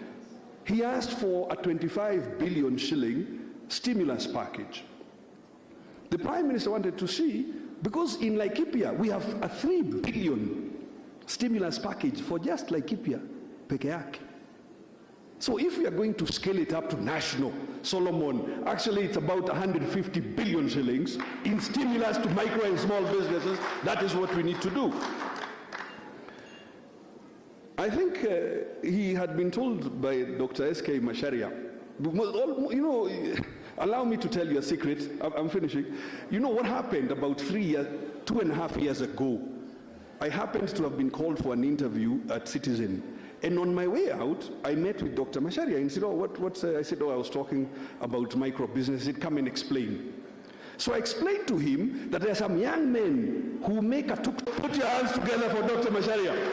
The appropriate ceremony to celebrate this. It was a journey of 2 years because of regulatory hurdles. Because of regulatory hurdles. For instance, we have a system in Kenya that runs the transport, whatever. It's called the Transport Integrated Management System. For you to register a unit, it requires you to show a customs entry. Meaning, the system has been built with the belief that all motor vehicles are going to be imported. And these are the things that we want to change so that these micros can thrive. So the Prime Minister wanted to see, okay, let me see what you're doing. So he had a few SMEs come around and show him some of the things that they're making.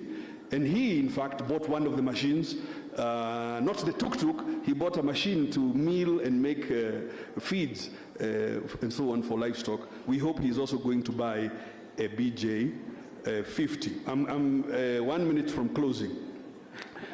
Just 1 minute from closing. And I want to then talk to the point that Dr. Macharia said, that we work. Who are we as Mount Kenya? We work and we value our work. And I want to explain it like this. And you can help me answer, Uncle George.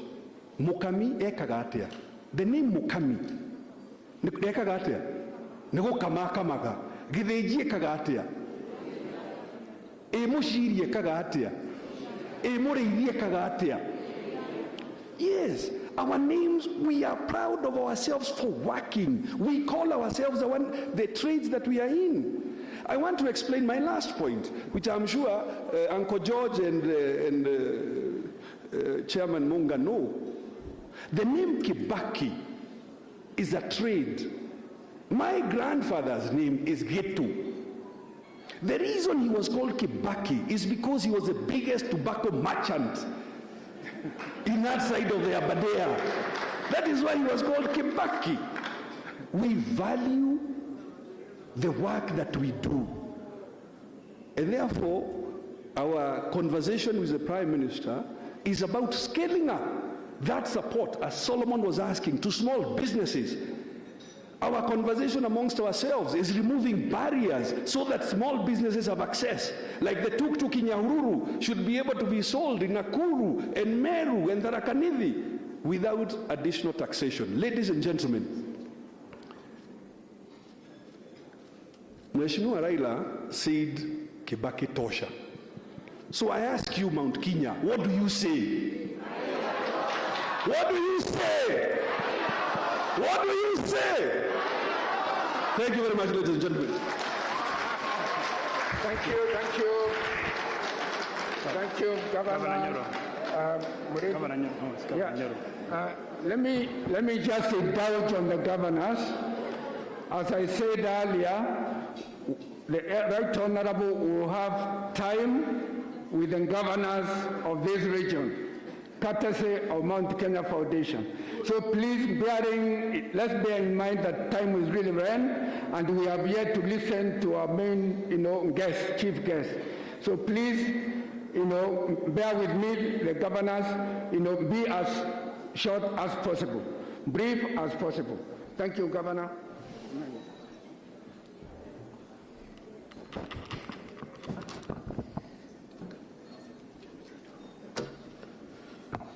Thank you very much, the Right Honorable Prime Minister, the guests, all protocols observed. I think I'll probably talk half of the time that Muridi has talked. I'm not so sure what else you can say after what Muridi has elucidated. But let me start by recognizing my Deputy Governor who is here, Joyce, and I know the other Deputy Governors. Maybe you can start so that I'm not discriminated, that I only stood my Deputy Governor. There we have three Deputy Governors there. Thank you very much, and God bless. Mine is going to be very short, and I'll start it this way. I'm very happy to have been part of the team that did the triumphant entry into Nairobi.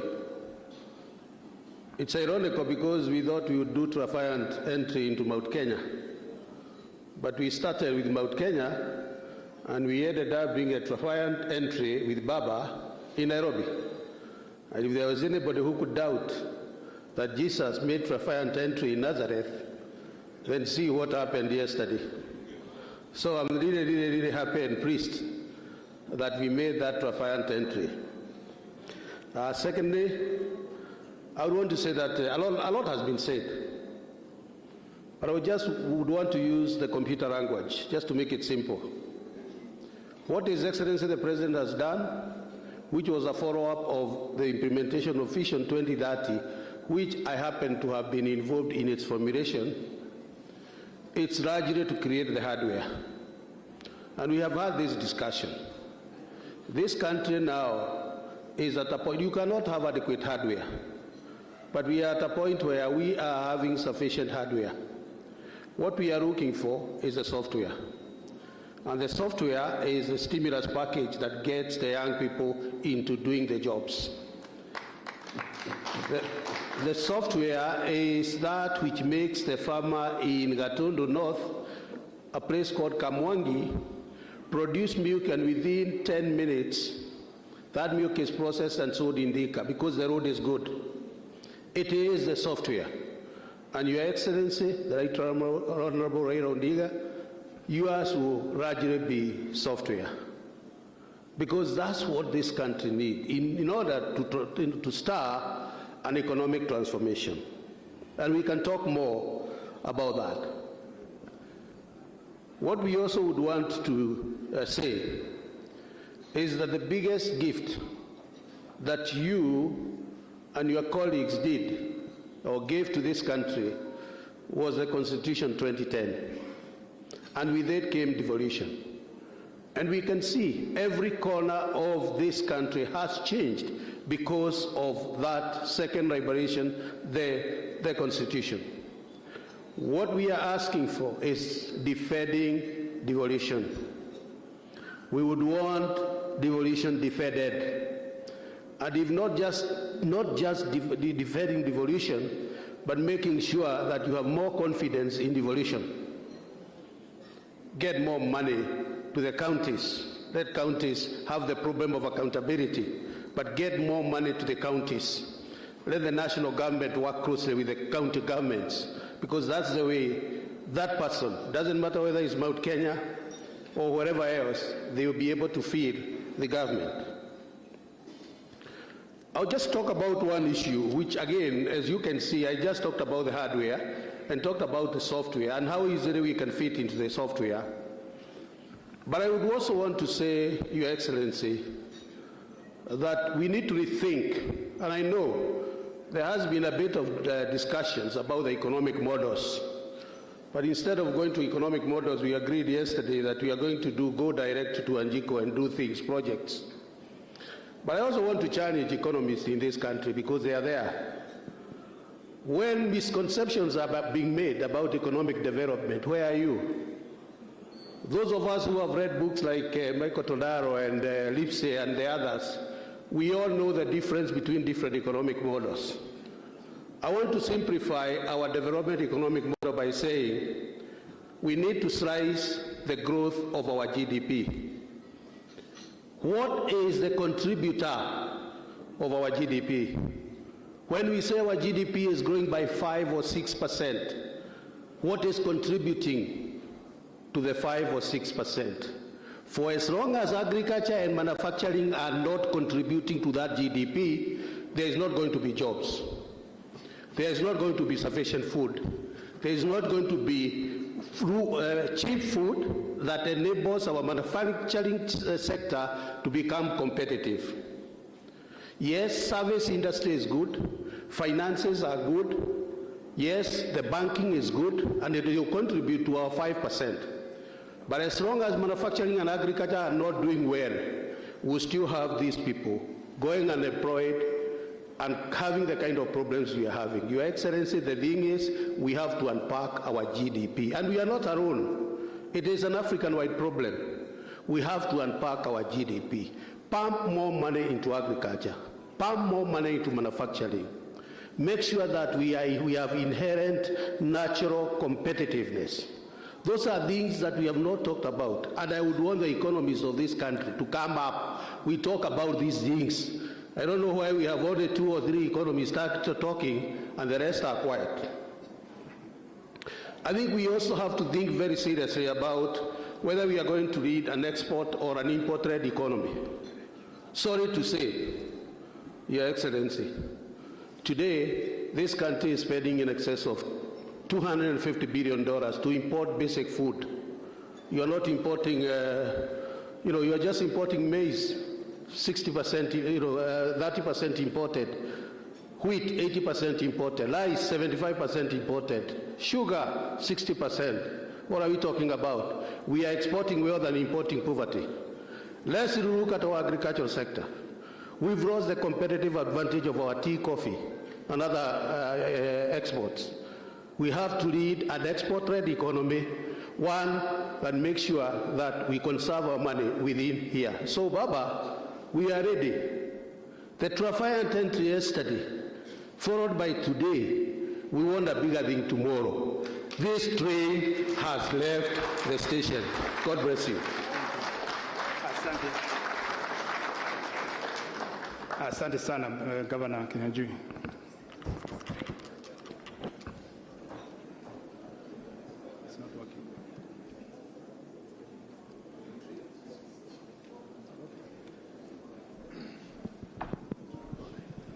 Thank you. Your Excellency, former Prime Minister Raila Odinga, my fellow governors of Paranya, Nderitu, Nyoro, and Kimemia, our business leaders who are here, and all leaders here present, good evening. I want to take this opportunity to be brief, but maybe before I say the 2 issues I wanted to mention, allow me to recognize our deputy governors who have not been recognized. And I'm duly, they have been recognized. Okay, I had been told by the organizers. Thank you. So quickly, I want just to go to 2 issues. One, I want to congratulate the former Prime Minister for launching the Azimio la Umoja Clarion. And I say this because if there's anything that our country needs today is the unity. I personally come from a place where I am voted in by every person from this republic.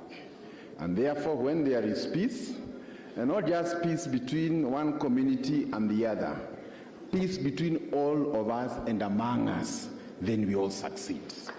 And therefore, to that extent, I want to congratulate him and to say the way moving forward, all these models we are talking about, all these great things we are talking about will not mean much if we don't unite the country. And I therefore want to join you. You were in Rift Valley, you went to Coast, you went to Western, you went to the mountain. And with respect to the mountain, I also want to confirm that this time around when you went to the mountain, you were successful. But when I was trying to look at mountain climbing, we were also told that you have to acclimatize. You go to the base, acclimatize, then climb. So your 3-day stay at the Nanyuki place made all the difference. And we want to confirm that in the coming days, indeed, we shall be going. And with respect to the Azimio la Umoja, allow me also to say that to join Governor Nderito, who like myself comes from a cosmopolitan county, and to confirm that we have been victims of ethnic profiling. And the worst thing that would happen is also to be also part of what targets others. So we may have a problem with an individual, but never with a community. And I think this Azimio la Umoja is for all Kenyans. And that must be very clear. Even if we differ with a person or with a group of people, it is not for the whole community. So let us work together. And I also want to tell the Mount Kenya community that among all the 43 communities, the community that is in every part of this country is the Mount Kenya community. From Lamu to Turkana to Kisumu and all that. And therefore, the biggest investors in diplomacy, in ensuring that we live at peace with everyone, must be this community. And I want to say, if you look at it in the global arena, the countries like the United States have the highest number of embassies across the whole world because they equally have their people all over the world. So likewise, even for ourselves, we want to live at peace in Tanzania, we want to live at peace in Lamu and all the other places. And I personally say the unity message and clarion must be our message moving forward.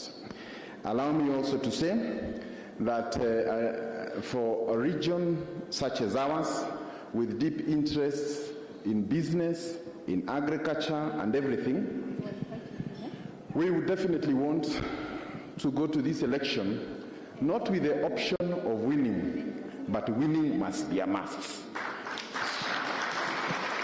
So we cannot participate in this election hoping to win. In the last 20 years, we have mastered the art of winning. Our core business, even in this election, will be to win this election. Yeah? So therefore, even as we listen to all the other people, we don't just want to participate in an election and come and complain thereafter. We want to win, and when we win, we have a stable government for another 5 or 10 years. So the stability before, during, and even after the election is very key. And for me, when I look at all those things, I think my position has already been made. Then allow me also to say something about our country, that our country is not just another African country. We are a very important nation within the region. And as probably has been said, this election is such that the final decision will be made from the mountain. So as we make this decision, we are not just making it for Kenya, we are making it for a very big region. I want to invite you to look at to the west, I think to the east. We have Somalia, we have Ethiopia currently with challenges, we have Southern Sudan, we have many other countries that depend on Kenya. And therefore, the decision you are heading to is not one that can be made casually by the roadside. just because we have given a few young boys alcohol and those sort of things. It is a decision that will inform the interest of this country for another 10 years. Do we want to remain as the champions or the hegemony for the region, or do we want to be relegated to the backyard? So I want to say that we have very, very important decision to make.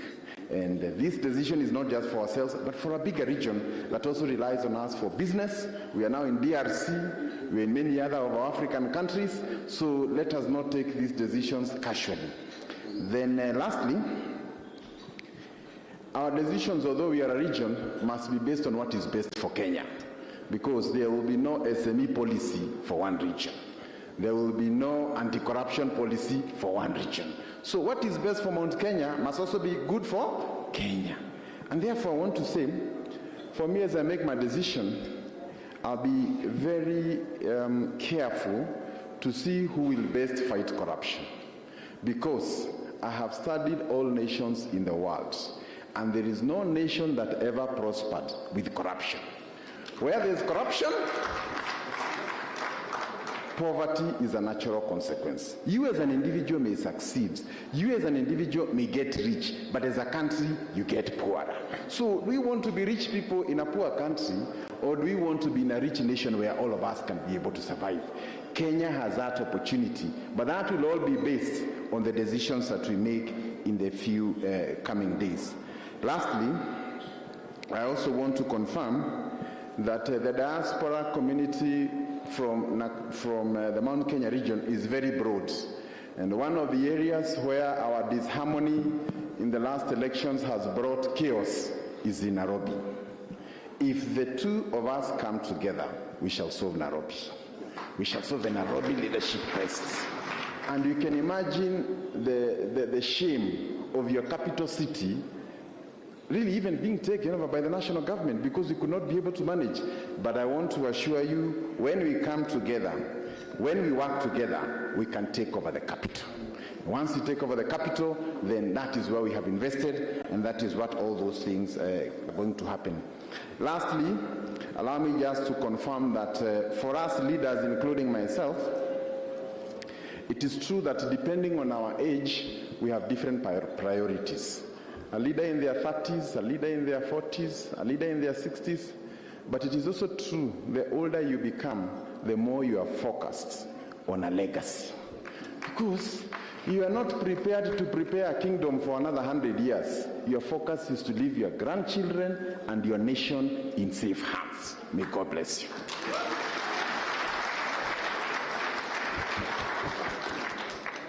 Makofi tena kwa Governor Kinyajui. Asante.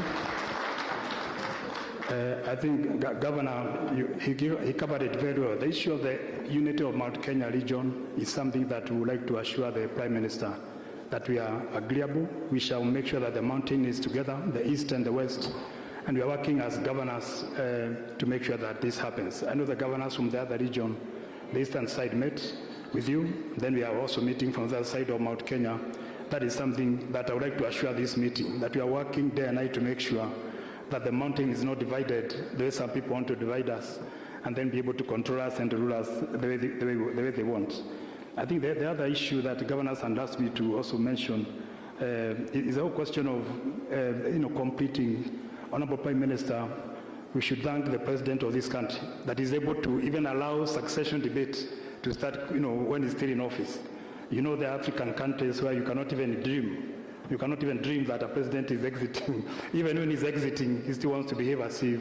But we want to appreciate our president. Tumpigie makofi that he's allowing his own succession to be discussed in broad daylight 1 year. 1 year to possibly the end of his term. And we want to appreciate him. As governors of the region, Msmb Raila Odinga, please secure his legacy, secure his life and property, secure his family, secure his interests. I think this is something that we cannot pretend about in Africa. And I can assure you, when we took over with Mzee Kibaki, we secured all the interests of the former President Moi, and I know President Uhuru has done the same, and I know Prime Minister, this is not a big job, it's not a challenge. is something that you can be able to do. I know some things are difficult to say, but for those of us who have managed succession issues, it's very, very important that we assure that our president will be safe now and also when he exits the office and goes to do other things in the world. So with those few remarks, I would like to pigia magavana makofi maneno mazuri ambao wamesema. Sorry, deputy governors, we are not able to say anything, but because governors have talked, I think you can assume that we carried your interests. I want to invite Governor Oparanya and Mheshimiwa Oburu, Dr. Oburu, hata yeye ni baba pia, waje hapa mbele na watafanya kazi fulani, alafu nitaarika Mheshimiwa His Excellency Prime Minister atusalimia. Asanteni sana. Tupige makofi ya kuja. Governor Oparanya, you can take over.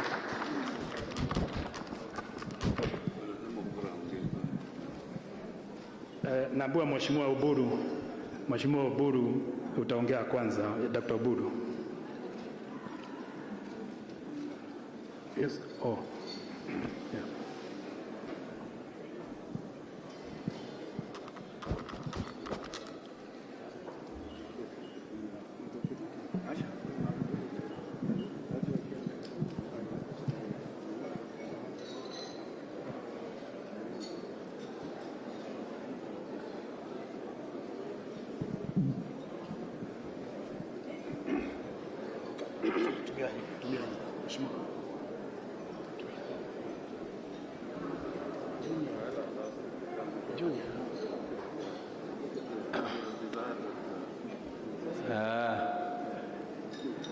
Mimi sijui kusema haya lakini kwa majina mimi ni Oburu Oginga Odinga.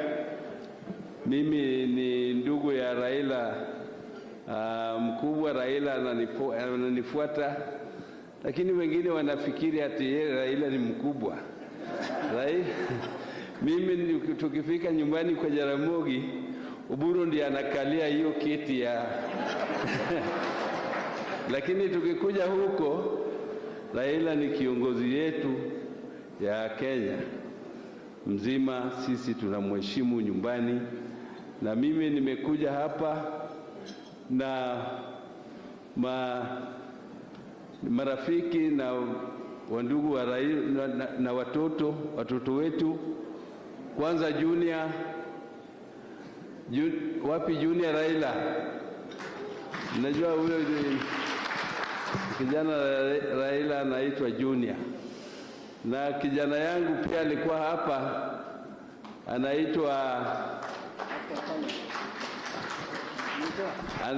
anaitwa Jaoko Oburu. Na tumekuja na watu wengi wengine, labda Raila atawaintroduce, lakini mimi nina machache tu kusema. Hapa tumeitwa na Mheshimiwa Oparanya ambaye ni gavana mkubwa kutoka Kakamega, yeye ataongea, na Honorable James Agre Orengo, Senator. Labda Honorable Governor haku mention jina lake, lakini ni mmoja wetu na yeye atasema one or two things. Sasa mimi I've been really touched by the speeches which have been here since we started. I've been also touched by the events which have happened since yesterday and before, for 3 days. I think there are some actions which speak for themselves. We don't even have to elaborate on what happened, because all Kenyans now know that at least scaling Mount Kenya is not such a difficult thing for Raila, because Raila's hands are clean. Raila, apart from competition here and there, has never committed any offense against the people of Mount Kenya. I think, starting from my father, Jaramogi Oginga Odinga, Jaramogi was introduced into politics by Mzee Jomo Kenyatta. This forum is mainly for business people. And the business people who are here should know that our family is a business family. We are not just politicians. My father was a politician, but his foundation and his beginning was business. Even when Mzee Kenyatta came to fetch him from his work in the late 40s, it was in Luo Thrift and Trading Corporation stores in Msmb. After he had resigned from teaching, he said he wants to make sure that his people can also learn how to turn a shilling into two. So he started from very, very humble beginning. And he was teaching the Luos how to collect money, save, borrow, develop, and pay. So that is why it was called Luo Thrift and Trading Corporation. You trade, but you borrow money, you save money, you borrow money, you trade, and you repay. Don't borrow, and then you refuse to repay, because that is not business. And Jaramogi did a lot of business.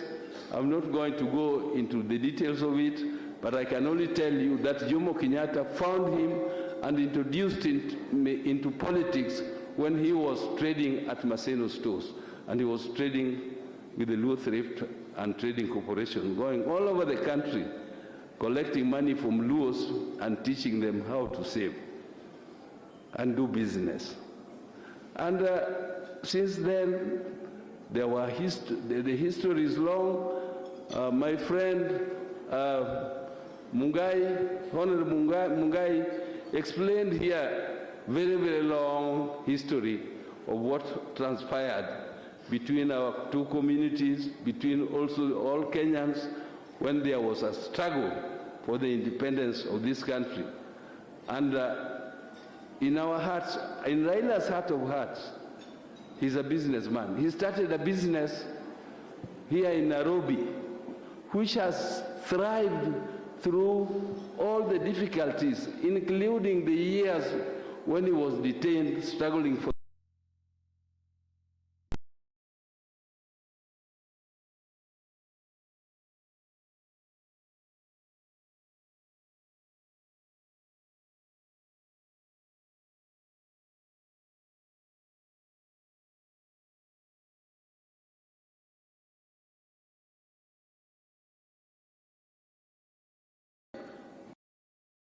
I'm not saying this because he is my brother. I'm saying this because he did it for all Kenyans, and Kenyans know about it. So here, we don't have to say more. People have been talking about economic models and so on. Some of those models are not for us here now. We have not come here to show our prowess theories. We have come here to tell Kenyans simply what we want to do for them to make this country much better than what we found it.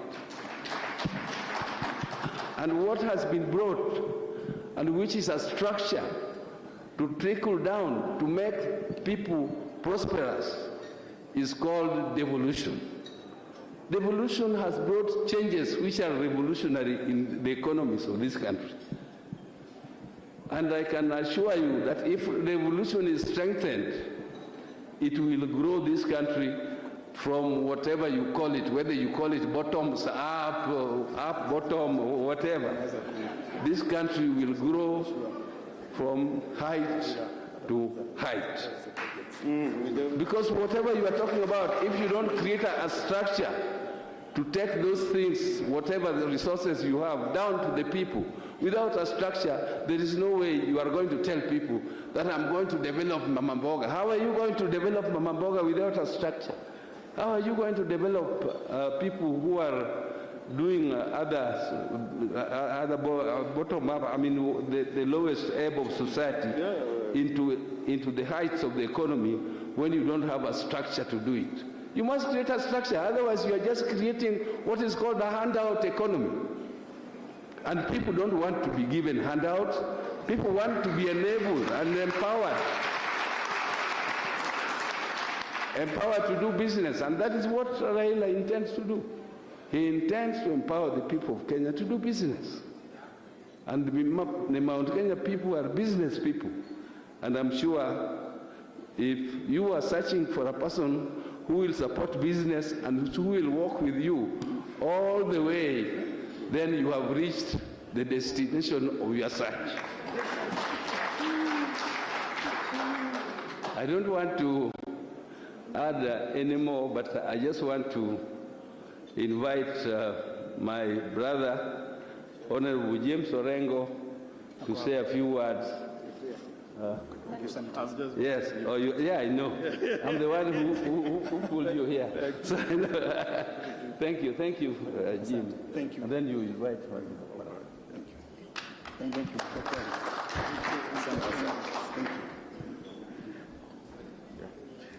Right Honorable Prime Minister Raila Odinga, Your Excellencies, the governors, some of the members of parliament, and senators who are here, the business community, and everybody who has come here on this very great occasion. You would allow me just to mention that there are some senators here. They were not introduced. Could you just stand up, Senator Mazayo? I think you are the only one left here. Thank you. I'll also be... Professor Ngeri. I was sitting with Professor Ngeri. How can I forget you? The senior most. I'll be very, very brief. I read somewhere that blessed are the peacemakers, because they shall be called the children of God. President Uhuru Kenyatta, Right Honorable Raila Odinga, you have given us peace in this country, and you are indeed children of God. I also read somewhere that blessed are those who are persecuted for righteousness' sake. If you thought I didn't know the Bible, there it is.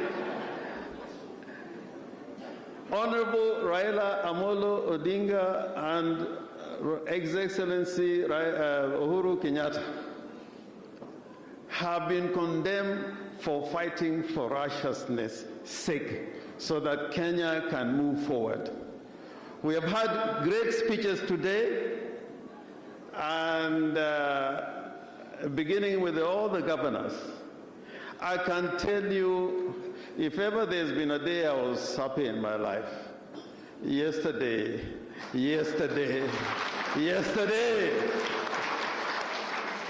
And I just saw part of it because I was not moving from Nanyuki to Githurai. And I was in Githurai the first time. Yesterday, if you had no eyes to see, then here is the result of that visit to the mountain, 3 days in the mountain. In America now, there's a great debate in the Congress. They are trying to have a major investment into infrastructure. Ever since President Roosevelt, there has been no major infrastructure development in the United States. All of it is aging. It is only in the last 20 years that people have realized the great work that President Roosevelt did.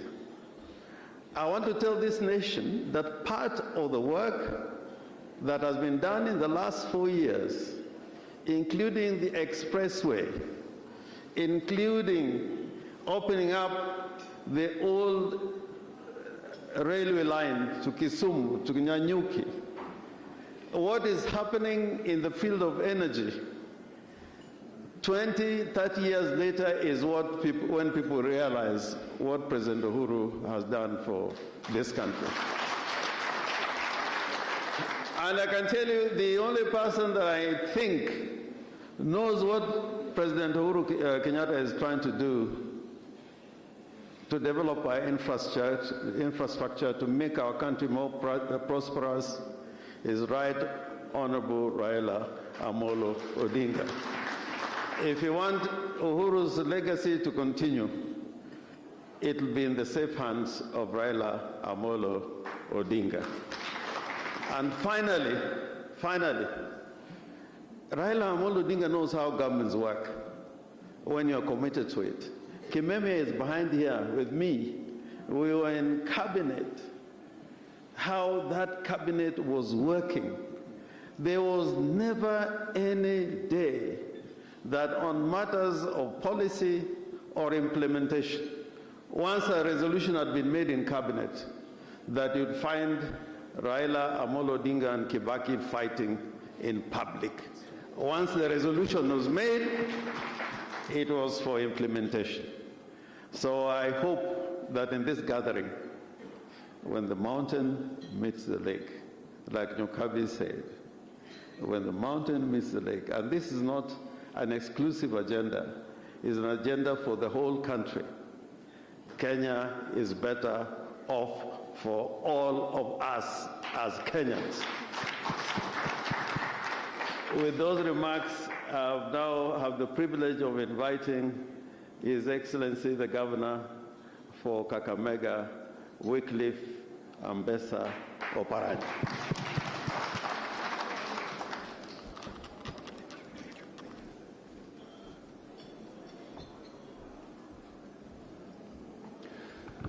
Your Excellency, the former Prime Minister of the Republic of Kenya, Mheshimiwa Raila Amolo Odinga, my colleagues who are here, governors, senators, members of parliament, business people from Mount Kenya, good evening. Najua mmechoka. Good evening. Me, I was a visitor. I want to appreciate the invitation of Mount Kenya Foundation. And I happen to be the only governor from outside Mount Kenya. Thank you, Chairman Munga and Chairman Macharia, for that invitation. I accompanied Baba, and I think this is one of the first important meetings that I have ever had since I became member of parliament in the year 2002.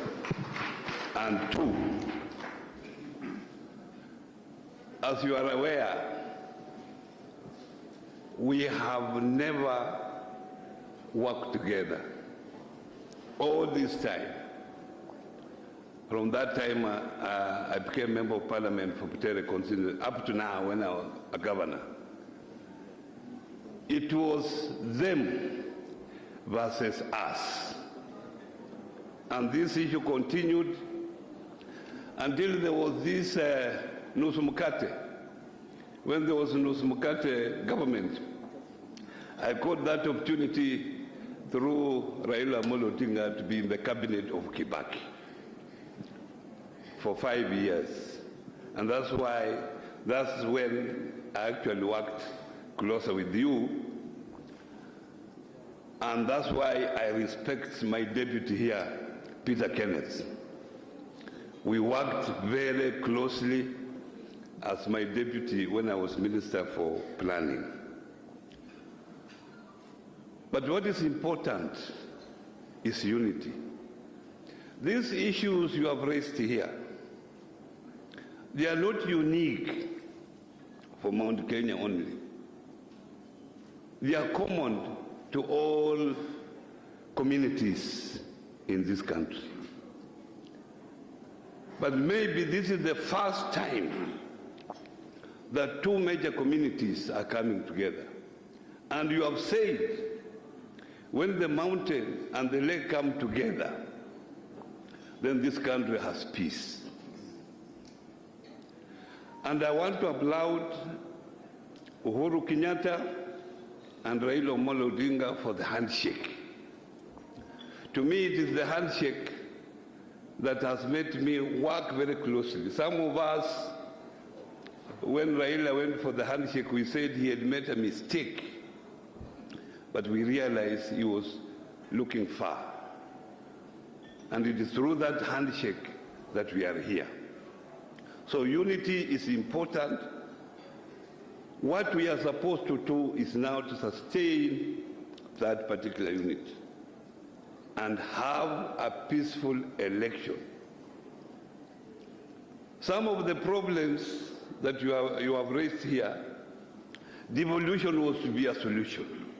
And I can tell you, devolution is working in this country, despite the many challenges that are there. Some of the challenges, we had raised them in the BBI, but unfortunately it came to pass. We hope when we form the next government, we will be able to address some of these issues that were in BBI, because some of those issues were meant to strengthen and sustain devolution in this country. Thank you very much for inviting me once again. And I have heard that you are inviting other leaders from Western Kenya. The people of Western Kenya, we have decided. Whether you invite 100 of them, we have decided where our vote is going. Thank you very much.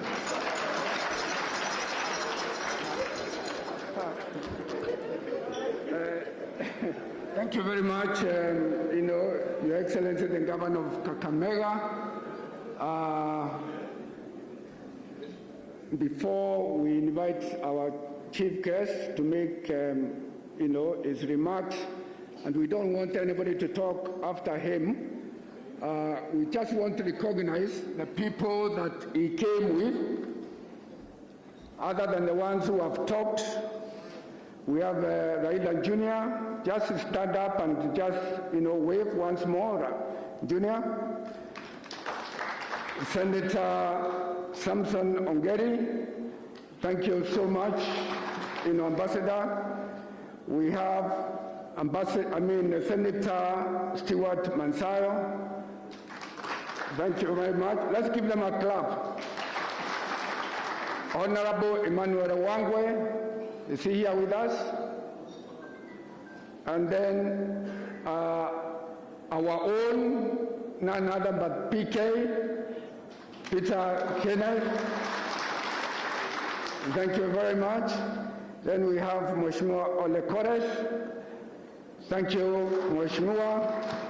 We have Sami Wakiaga. Is he with us? Thank you so much, Sami. We have friend Rabongo. Thank you very much. And the last and not the least, my good friend Paul Gondi. Paul?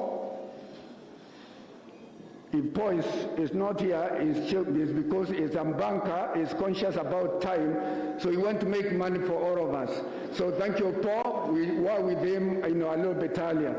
So without much, ado, then I want to ask the Governor of Nyandarua, who is the chair of the Council of Governors in the Central Region, to invite our chief guest, please. Do you have the dancers who will be able to usher the speaker to the podium? So thank you very much. Tupigie MKF makofi. Asanteni sana.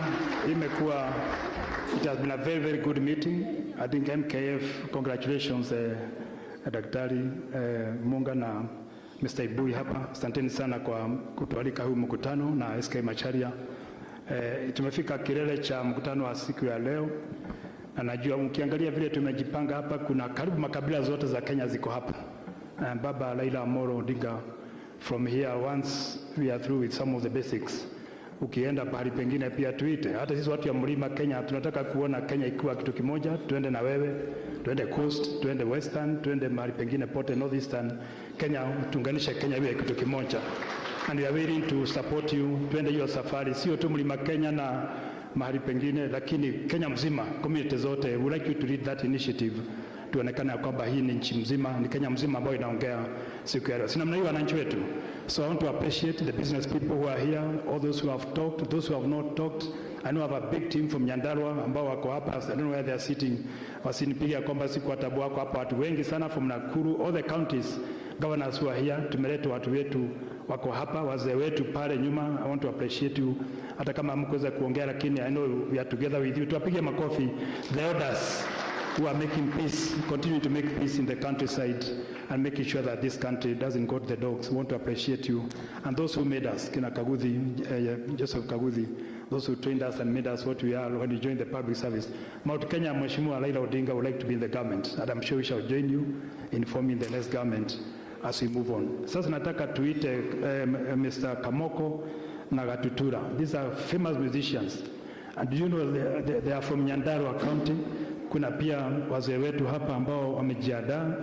So nimeambiwa ili tualike Mheshimiwa Prime Minister, Executive Prime Minister, tutaimbiwa ile wimbo ya Kirinyaga, na nasikia hiyo wimbo Mheshimiwa Raila, kwa sababu ulipanda mlima jana, tutaimba vile umekaa umeangalia mlimani. Kwa hivyo tutaimba kwa hapo, tuangalia mlimani Kenya, then tukualike hapa uje usalimie wananchi wa Kenya. Kwa hivyo tusimame zote tuimbie hiyo wimbo wa Mwenenyaga, tuendelee mbele.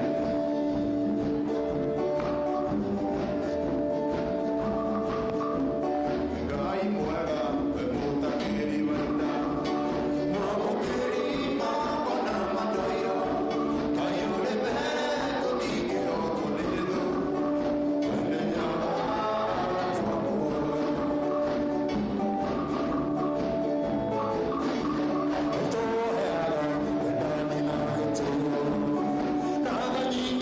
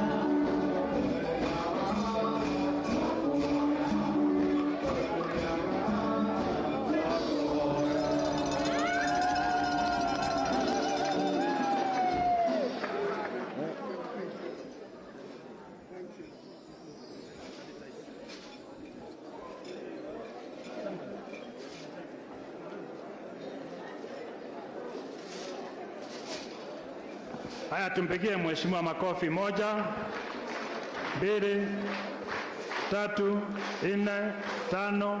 Asanti, asanti, asante sana.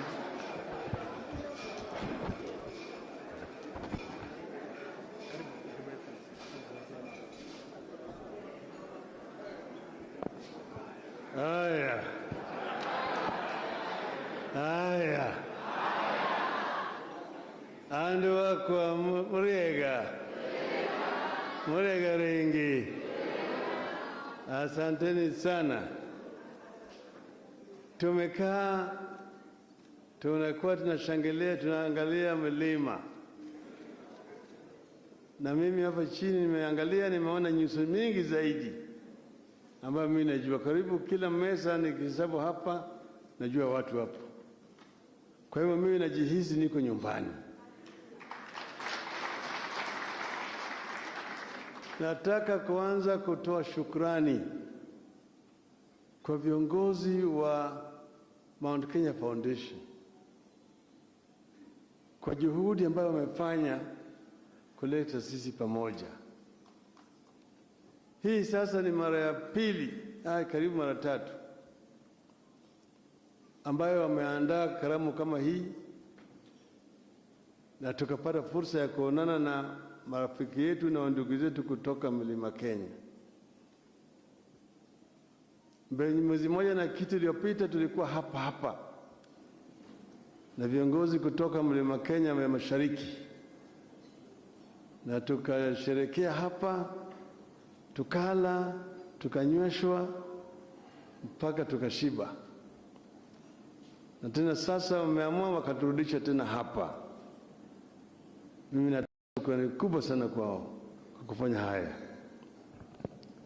So but I'm happy to be among friends here and patriotic Kenyans.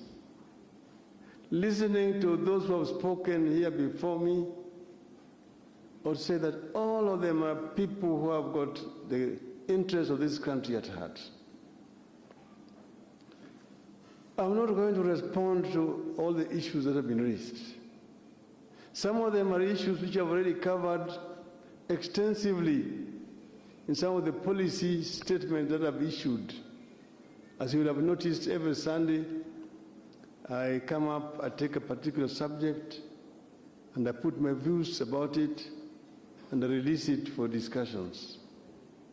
So I expect to get reactions from people that when we prepare our final manifesto, all those issues have been discussed and have been agreed on. Let's talk briefly about the mountain. Nilikuwa juzi, I was invited by the governor of Laikipia to go to Laikipia. Before that, I'd been invited by the governor of Nakuru. That's where I went to Nakuru, and that's where I launched the Azimio ya Umoja wa Kenya. And after that, last week we were getting back in Nakuru with him. We had the funeral of a friend of ours. Then again I went to, on Saturday, I was in Elementaita, where I met a group of religious leaders at a conference. They're called the Israeli Churches of Kenya, which includes the Akorino, also Lady Maria, and several other churches. Then from there I flew over the Nyandarua plains and the Happy Valley. The colonies call it the Happy Valley, into Laikipia. And there in Laikipia, we had a good discussion with my friend, the governor of Laikipia, and I was very impressed by the kind of work he's doing for his county. But before I come there, this region here, this is a very unique region of Kenya. And I gave a story when I was there, how the settlers came to our country. That there was the Lord Delamere who had come on a horseback. He went through the Horn of Africa, then through Somali. He was riding on a horse and came through Mount Kenya.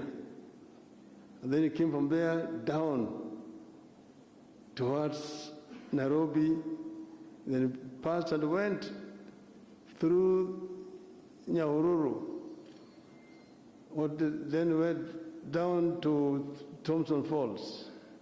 He went to Naivasha, Gilgil, Nakuru, Elbagon, Njoro, Molo, up to Eldoret, Kitale, up to Mount Elgon, and was very impressed by what he saw.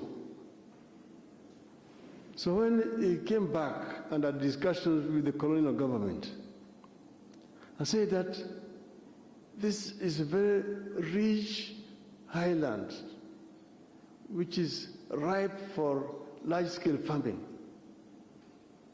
The railway line has been constructed. It was then called the Lunatic Express. But for this railway line to be viable and repay back the investment, you need to have large-scale agriculture, so that when the trains come and go to the west, on the way back to the port, they will have things to carry back. The colonial government agreed. Then he told them that he can go back to England and bring settlers who can come and introduce large-scale agriculture. But for him to do that, he said he needed to be assured that anybody he brought here will be given 10,000 acres free, and free black laborers. The colonial government agreed. He accepted that agreement. So armed with that agreement, he went back to England to recruit settlers. He had town hall meetings in London, in Manchester, in Birmingham, in Liverpool, telling them that, look, down there, you have a land that is flowing with milk and honey, manna. And anybody who agrees to come will get 10,000 acres free with the black laborers. But at that time, the story about Africa was very negative.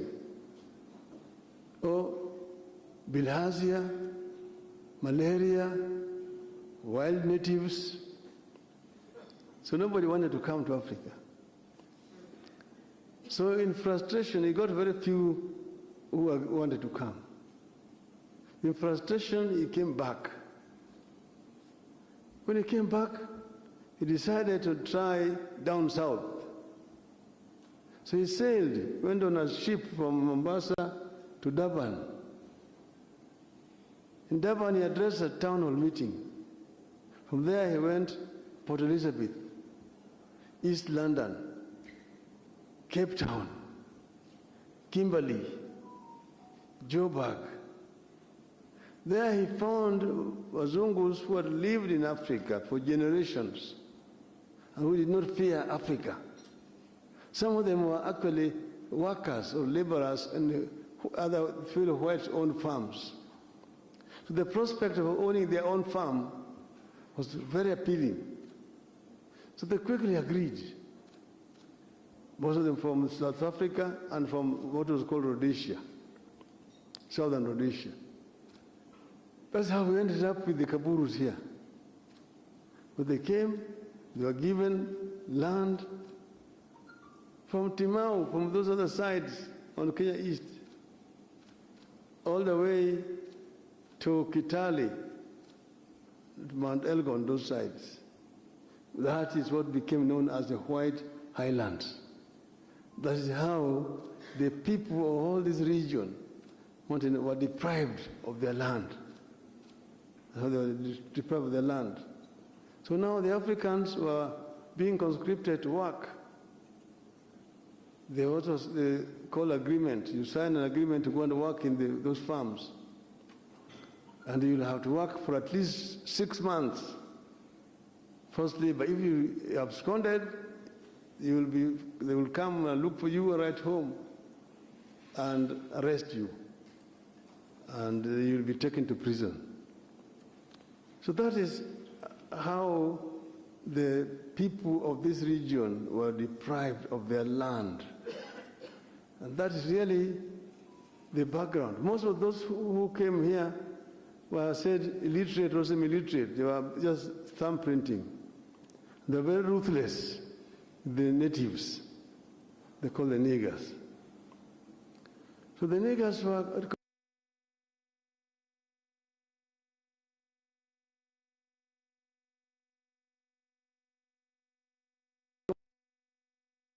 be what we were. And you find a place like Nyahururu, there's a place they call the Happy Valley, where they're doing all sorts of things. But what attracted them was that the land was good for agriculture. No wonder even though today, agriculture is still a major occupation in that area. But because the land had been taken away, that's where the people from those areas started very early trading. Because most of the land were taken away, some of them were taken into emergency villages and so on and so forth. And that is how that culture of trade started. So agriculture is the main occupation. They grow tea, those are the cash crops. Coffee, you've got vegetables, you've got flowers. There used to be pyrethrum, which is limping now. Fruits, milk is another one. You know, the Laikipia, that name comes from the Maasai clan of Laikipia, the ones who remained. But then a big part of it is plateau. And Wazungus wanted to introduce large-scale ranching. So the agreement they signed with the Renana to get the Maasais out over there. And around Naivasha there, they put a 10-mile corridor because they had already introduced the hybrid cows. Yeah, so they say the Maasai, 10-mile corridor for the Maasai to pass with their Shenzi Ngombis to go down to Narok and Kajiado. But then the people in these areas are basically, in the rural areas, are farmers. And, but in order for this to be sustainable, you need first to deal with the issues of inputs. Here, the seeds, the fertilizers, and the pesticides are some of the things, the major inputs that you need to look at to make this thing viable. Secondly, you need to look at issues of access to the market, and then the issues of pricing, which actually depends on supply and demand. Then, when I was there, and the governor, he arranged for me to meet with the traders. You see, these traders, the MSMEs, the small and medium enterprises. And he has done a wonderful job in promoting these micro, small, and medium enterprises. They are big, as you already told you the figures. and is empowering them, giving them access to capital, and also helping them access the markets. So I was very impressed by the degree of innovation by those young Kenyans, the kind of machinery that they produce. They find, for example, a machine that is being used to recycle plastic waste and to make cabros out of the plastic waste. And several other building materials are made out of it. Cattle feeds and things like that, so many other things. So I was very, very impressed. So there's really no need to invent the wheel. We know that these SMEs can eventually grow and become bigger enterprises. I told him that, I am an engineer by profession. And I gave them examples of how many of these enterprises started as very small enterprises. I gave them the example of Mr. called Karl-Heinz Benz. He was an engineer doing experiments with first two-stroke, then a four-stroke cylinder engine. He developed it, then eventually built a chassis, put it on the chassis, and put a transmission system so that it could convert the motion from the engine to the wheels. And then he started driving it. It was and people feared it. He asked people to come on with him. When he was doing the first experiment, nobody wanted. Eventually, his 17-year-old daughter agreed to go with the daddy. And they rode for 35 kilometers, then installed. They later on named that model after his daughter, who had agreed to risk her life to go with him. The daughter was called Mercedes. That is the story of Mercedes-Benz. The man was called Karl-Heinz Benz. But that's why sometimes you call it Mercedes-Benz. The daughter was called Mercedes. And eventually now Mercedes became a household name. The same thing when Mercedes was doing, Benz was doing the experiment in Germany. Next to him, not far away, another person was also doing experiment. It was called Daimler. Eventually, Daimler and Benz came together. That's why sometimes it's called Daimler-Benz. But at the same time, also Mr. Henry Ford, on the other side of Atlantic, was also doing experiments with a four-cylinder engine. He did the same thing like what Benz had done and put it on a chassis. Again, nobody wanted. He called it Ford T model. Nobody wanted to get into it. Women were quoted as saying that those crazy contraptions of Mr. Ford, no way. I'm safer on a horseback any day. People preferred the horse to the car. But eventually, that one of Mr. Ford also became now an international model. Mr. Toyota was repairing bicycles.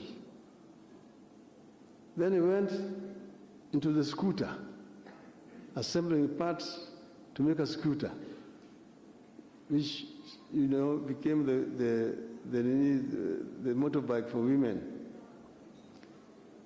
Then he went to the motorbike. Eventually, he went to a four-stroke cylinder engine, which became then Toyota.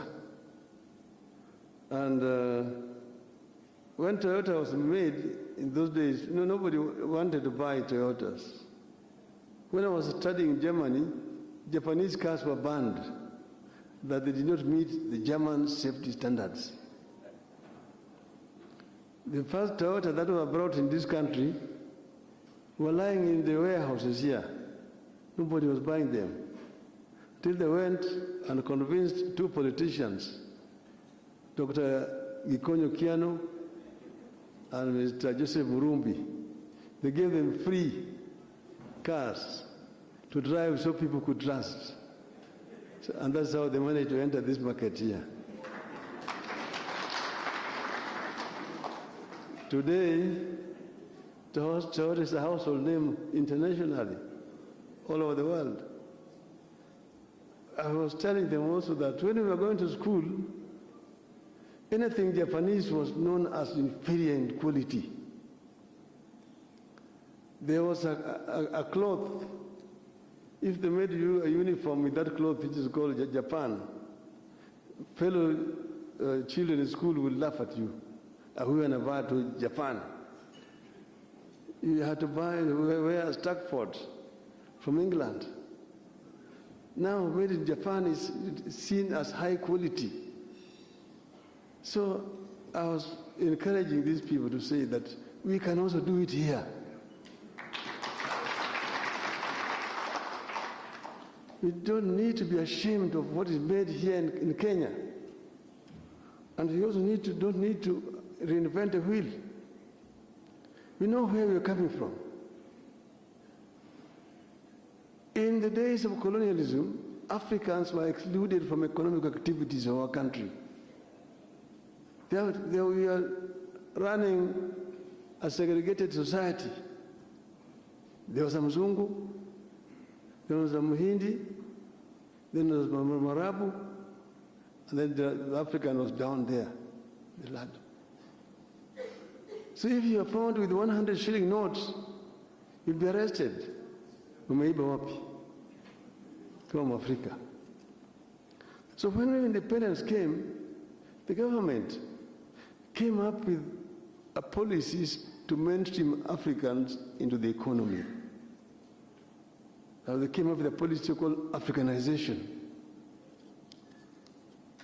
Africanization was meant to help Africans to participate effectively in the economy of this country. They set up institutions, the ICDC, Industrial and Commercial Development Corporation, the KNTC, the Kenya National Trading Corporation. These institutions were tasked with the responsibility of giving Africans capital, loan, so that they could be able to participate meaningfully in the economy. Later on, Africanization was blamed as being racist, that it was discriminating against other races. So it was changed to Kenyanization. Then the government came up with a policy of to take over, retail businesses. That if you are not a Kenyan citizen, you were not allowed to engage in retail businesses. You could be in manufacturing, wholesale, but retail businesses could only be done by native Africans. That is the time, and that's when now, because there were some Indians. In colonial days, we were all British subjects. Kenyan citizenship was created at independence. And the Indians who had been brought as coolies here were given the option of either becoming Kenyan citizens or retaining their British citizenship. Most of them retained British citizenship. They were told that if you're not a Kenyan citizen, you cannot be engaged in retail businesses. And that is how Africans began to buy some of those Indian businesses, getting loans from KNTC and from ICDC.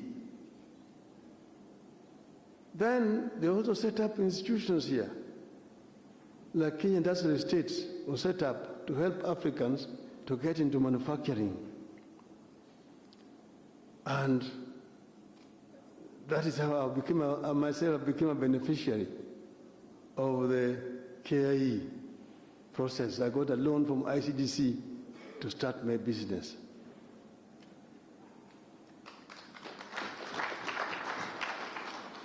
But how did I do it?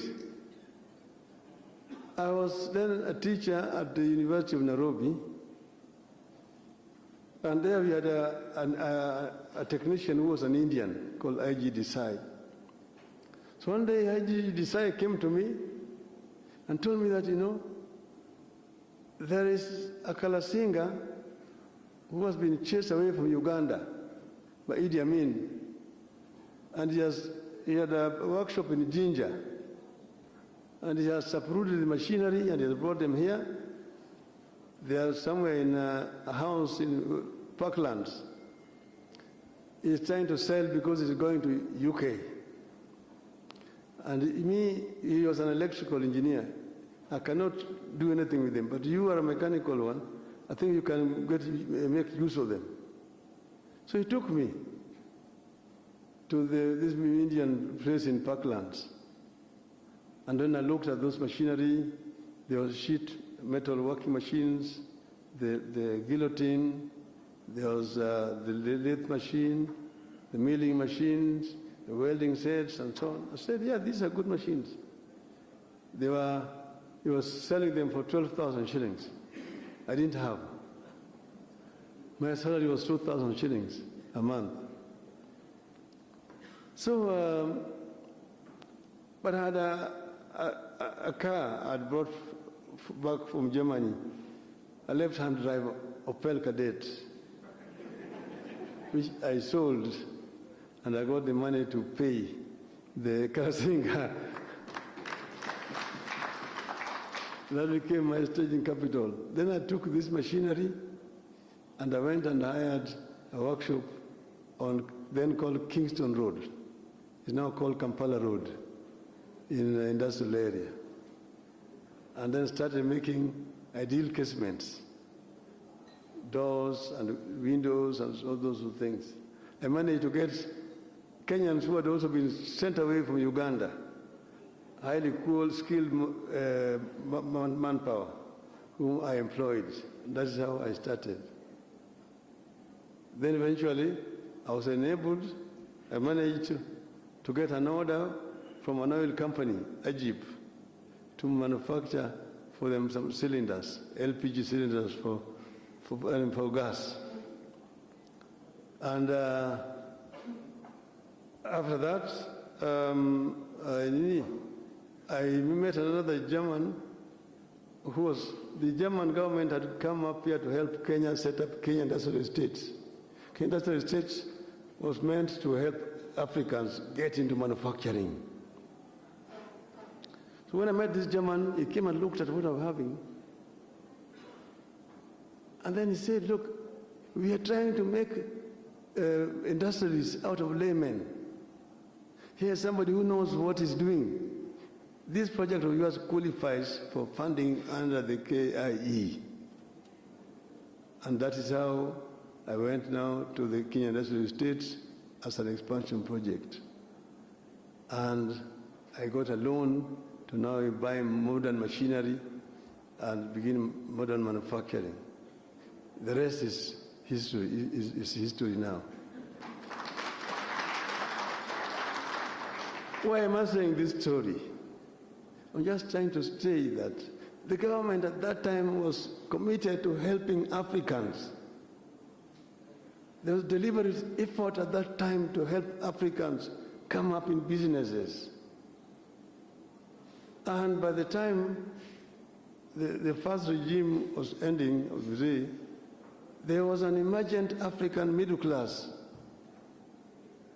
in manufacturing, in banking, in insurance, and so on. These were basically killed later on through wrong policies.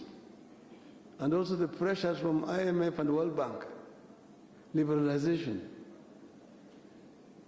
that killed very many businesses. But there was also an effort to try to promote foreign as opposed to local investment. So we've seen what wrong policies can do to a country. You know how the consequences of those wrong policies. Because under the first regime of Kenyatta, we created a middle class. A middle class, a national bourgeois class was emerging. When the change came, they promoted what you call comprado class, briefcase businessmen. Those who stand between capital. I'm the one who knows so and so, who knows so and so, who knows so and so. You want to register a company, a license. You want a manufacturing license. You need export license. Foreign exchange, you need license. So there are these briefcase people who they're the ones who know so and so, who will give you this and that and that and that. That is what happened. So local manufacturing, local economy was killed for 24 years. 24 years. When we came into government with Kibaki, we decided to change it. We came up to, we found almost a bankrupt treasury. And we decided to change it. And create an economy that was growing. The growth was negative when we came into government. We found the government was collecting 300 billion shillings. But then it was a 500 billion shilling economy. The rest was coming from foreign donors all the times. Then we realized that, look, there was under collection because of corruption. Under corruption. You find those who are involved with revenue raising were so corrupt. The revenue officers, the procurement officers, those are the boys in town. They're the ones driving the latest model of cars, the one buying apartment blocks in town, the ones who are building castles in rural areas, the ones who are building high-rise buildings in village markets. So we said we do lifestyle audit. And we got all of them and removed them from the system. And we brought in the right people. Within no time, revenue shot up. We did not have to raise taxes. We retained them, but the revenue shot from 300 billion to 750 billion. We went to 900. On the third year, we have reached a 1 trillion shilling budget. I remember John Michuki coming to Kibaki and saying, Mr. President, we are having for the first time a 1 trillion shilling budget.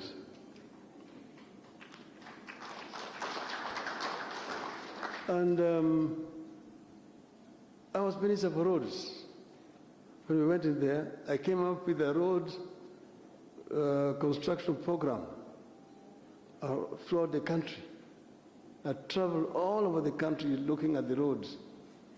I found that there were 9,000 kilometers of tarmac roads in the country, but 46% of it was dilapidated. So I said, I need money to repair what has been left neglected, at the same time to construct new ones. I did not have the money. So I need more money. And I appealed for more money. The opposition, but Dr. Muhisa Kitui in the cabinet told them that, look, if you want to have an impact in this government, let's give Raila more money. So let us slash 5% from each budget and put it in roads. Then we will have the impact. It was resolved, and that's how I got the money and started doing the roads. So we planned, you will have seen the roads around the country. You will look at the bypasses in this city. When I was knocking them down, knocking houses which have been built on the bypasses, I was being accused. Raila is targeting Kikuyu property. We want to impoverish the Kikuyus, and so on. I said, no, we want to decongest the city center. And I was accused in the cabinet. I explained that, look, I told the chairman, Mr. President, these road reserves were declared as road reserves and gazetted in 1971. I came up with the gazette notices, and these people were compensated. But because no roads were constructed, they went and again and constructed, although they had been paid money by the government. But Mr. President, what we want to do is to decongest the city center. The Uhuru Highway is a major barrier. Most of the traffic on Uhuru Highway is transit traffic from east, from south to west and vice versa, or east to west. This traffic has no business in the city center. So if we build the bypasses, the traffic from Mombasa going to Western Kenya, Nakuru, Kisumu, Kampala, Rwanda, Burundi, and DRC will not need to come in through the city center, and eastern bypass, and then the northern bypasses, and the link road. Then Kibaki says, kama watu wamejenga kwa barabara, ibomolewe. Oh yes, what do you want us to do? What do you want us to do? So Kibaki supported me. So I want you to know that we worked very closely with Mwai Kibaki. The border people, I've had discussions with them. In fact, they came to see me. I know their problem, and I also know the solution to their problem. And we have discussed it.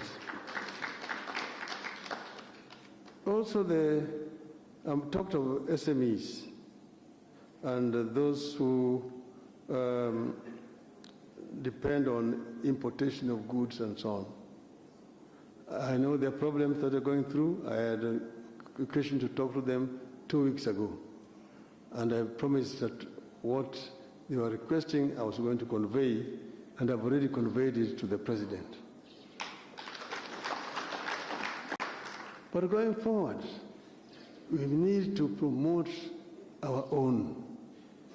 We need to look at value addition. There are a lot of goods that we're producing here, but then we're exporting raw materials.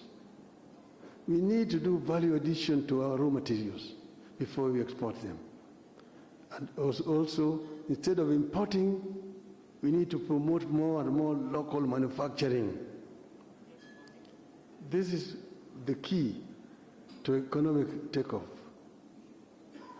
If you go this day to the industrial area, what used to be manufacturing companies producing goods which were employing 300, 500 people have been turned into warehouses,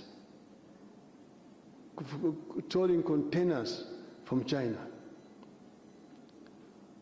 We are exporting labor to China, and we're having 39% of our workforce, our eligible people, are unemployed. Because we have exported our labor to China. If you take the textile industry, We used to have Rivertex in Eldoret, Kikomi in Kisumu, Raymond in Nakuru, Mountex in Nanyuki, and even Thika, Titex. All that is gone. So now we are basically depending on Mitumba. We can have tailoring businesses here, making goods which can be sold locally. So that people who are just selling Mitumba can actually get involved in selling the goods which are made in Kenya. This is another way of developing our country. Then, but let me talk about the youth. Because the youth are the engine of growth of an economy. I say the youth are the flowers of an economy or a country. But I also tell them that, the difference between the young and the aged is just one. That the aged were one time young, so they know what it means to be a youth. But the youth have never been old, so they don't know what it means to be old. The difference between them is what is called experience, which is very important. You need experience. But we need to empower our youth. They have already said that 75% of our population is below the age of 35.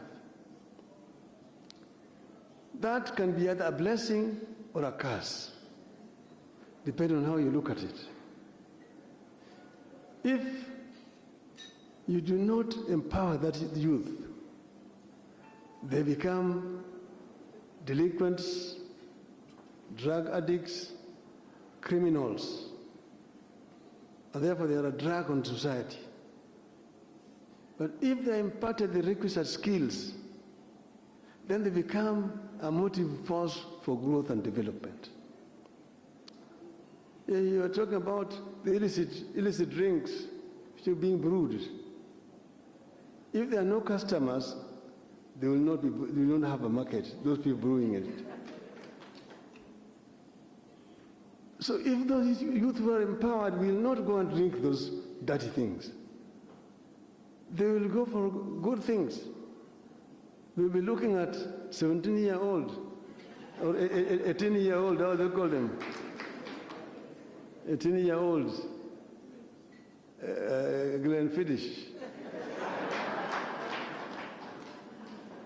But because that is what they can afford, that's why they go for it, and healthy for them. So the most important thing is to empowering the youth. And this requires that we change gear. We look at how we empower our youth right from the nursery school, primary school, secondary, tertiary education, and high school and university. So that the youth are imparted with skills. Because if you do that, then they become a motive force for growth and development. This is what a country like China has done. China invested money in skills development. They trained a highly skilled young force. So at the time they liberalized their economy, they became a very attractive investment destination. People were rushing to China because people are skilled and labor is cheap there in China. So China became, all of a sudden, the factory of the world. Most of manufacturing companies moved to China. Samsung, LG, you come to Ford, Mercedes, Peugeot, Volvo, BMW, Toyota, Hyundai, they're all there in China. They manufacture in China and then export. You'll be surprised that at DStv you're buying a Mercedes-Benz, you think it's coming from Germany, it is coming from China. In Germany, they tell me that, look, it is cheaper to manufacture a Mercedes-Benz in China, ship it back to Germany, than the one that is made in Stuttgart. So, but in that period, 30 years, China managed to move 300 million people from poverty to middle income status. And China today has got the biggest middle income population in the world. But China is no longer the cheapest destination. As the society has become more and more affluent, a gap has developed down there because they become more and more expensive. A gap which is down there, it's a gap which a country like Kenya can fill. And we fill it by investing in skills development, requisite skills. I was telling you some time today that you have today so many of people in our labor force working with certificates, qualified degrees. Then there are very many other investors who have come here looking for people to employ, but they're not getting the right people to employ. In other words, the skills that we have do not match the demand of the market. I mean, it's allocation. So somebody is running around here, oh, I've got a degree in public relations. The other one, I don't know, I've got a degree in, there's some very funny professions, and here that somebody has got a degree in those. So there's no company that is needing those sort of people. So we need to align our training to the demands of the market. So now the women, our women folk, is again our major resource in the country. We cannot develop without empowering our women. A country where only 1/2 of the population is working cannot expect to compete with a country where the 100% of the population is working. Because the women become a drag to the society. Women don't want to be dependent on you as a husband.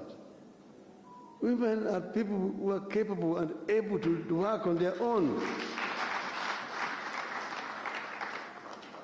So we empower women to make them equal to our men, so that they become partners in our society. This is what we want. They mentioned a number of things which affect society generally. They talked about water. It also affects men. But most of the times, in many societies, women are the ones who have to go to fetch it from very far away. You need that water for food consumption, you need water for irrigation, and that you need to invest in harvesting. There are many parts of the country where you find drought. But when it rains, there's a lot of flooding, and that water gets wasted. It's allowed to run into rivers, rivers take it to the sea, which does not need water. The sea does not need water. So we harvest that water and keep it for our people. And we can do it. It can be done with proper determination and proper investment.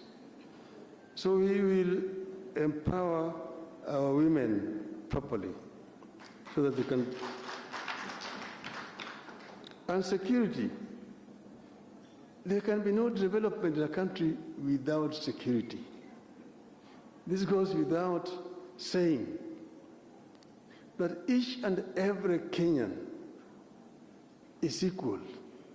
No people of Kenya live here at the invitation of any other community. Kenya is ours as of right. So the government must protect each and every Kenyan. Every life matters. You are the governor of Laikipia's talk. What's happening? Those are the sort of things which you just look at, you expect to see in a primitive society, not a civilized society.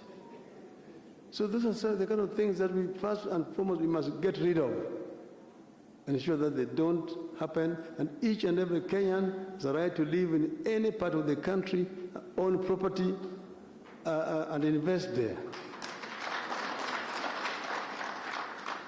I was being told that I was yesterday with some people from Kitale, and they're saying that they fear to invest there because there are all the times a constant threat that you can be evicted any time. Those are things that we don't want to hear. Either you are a Kikuyu, a Mukamba, a Mkalenjin, a Mjikenda, a Mturkana, Jaluo, you can live and work in any part of this country by right. Those we will deal with. So let me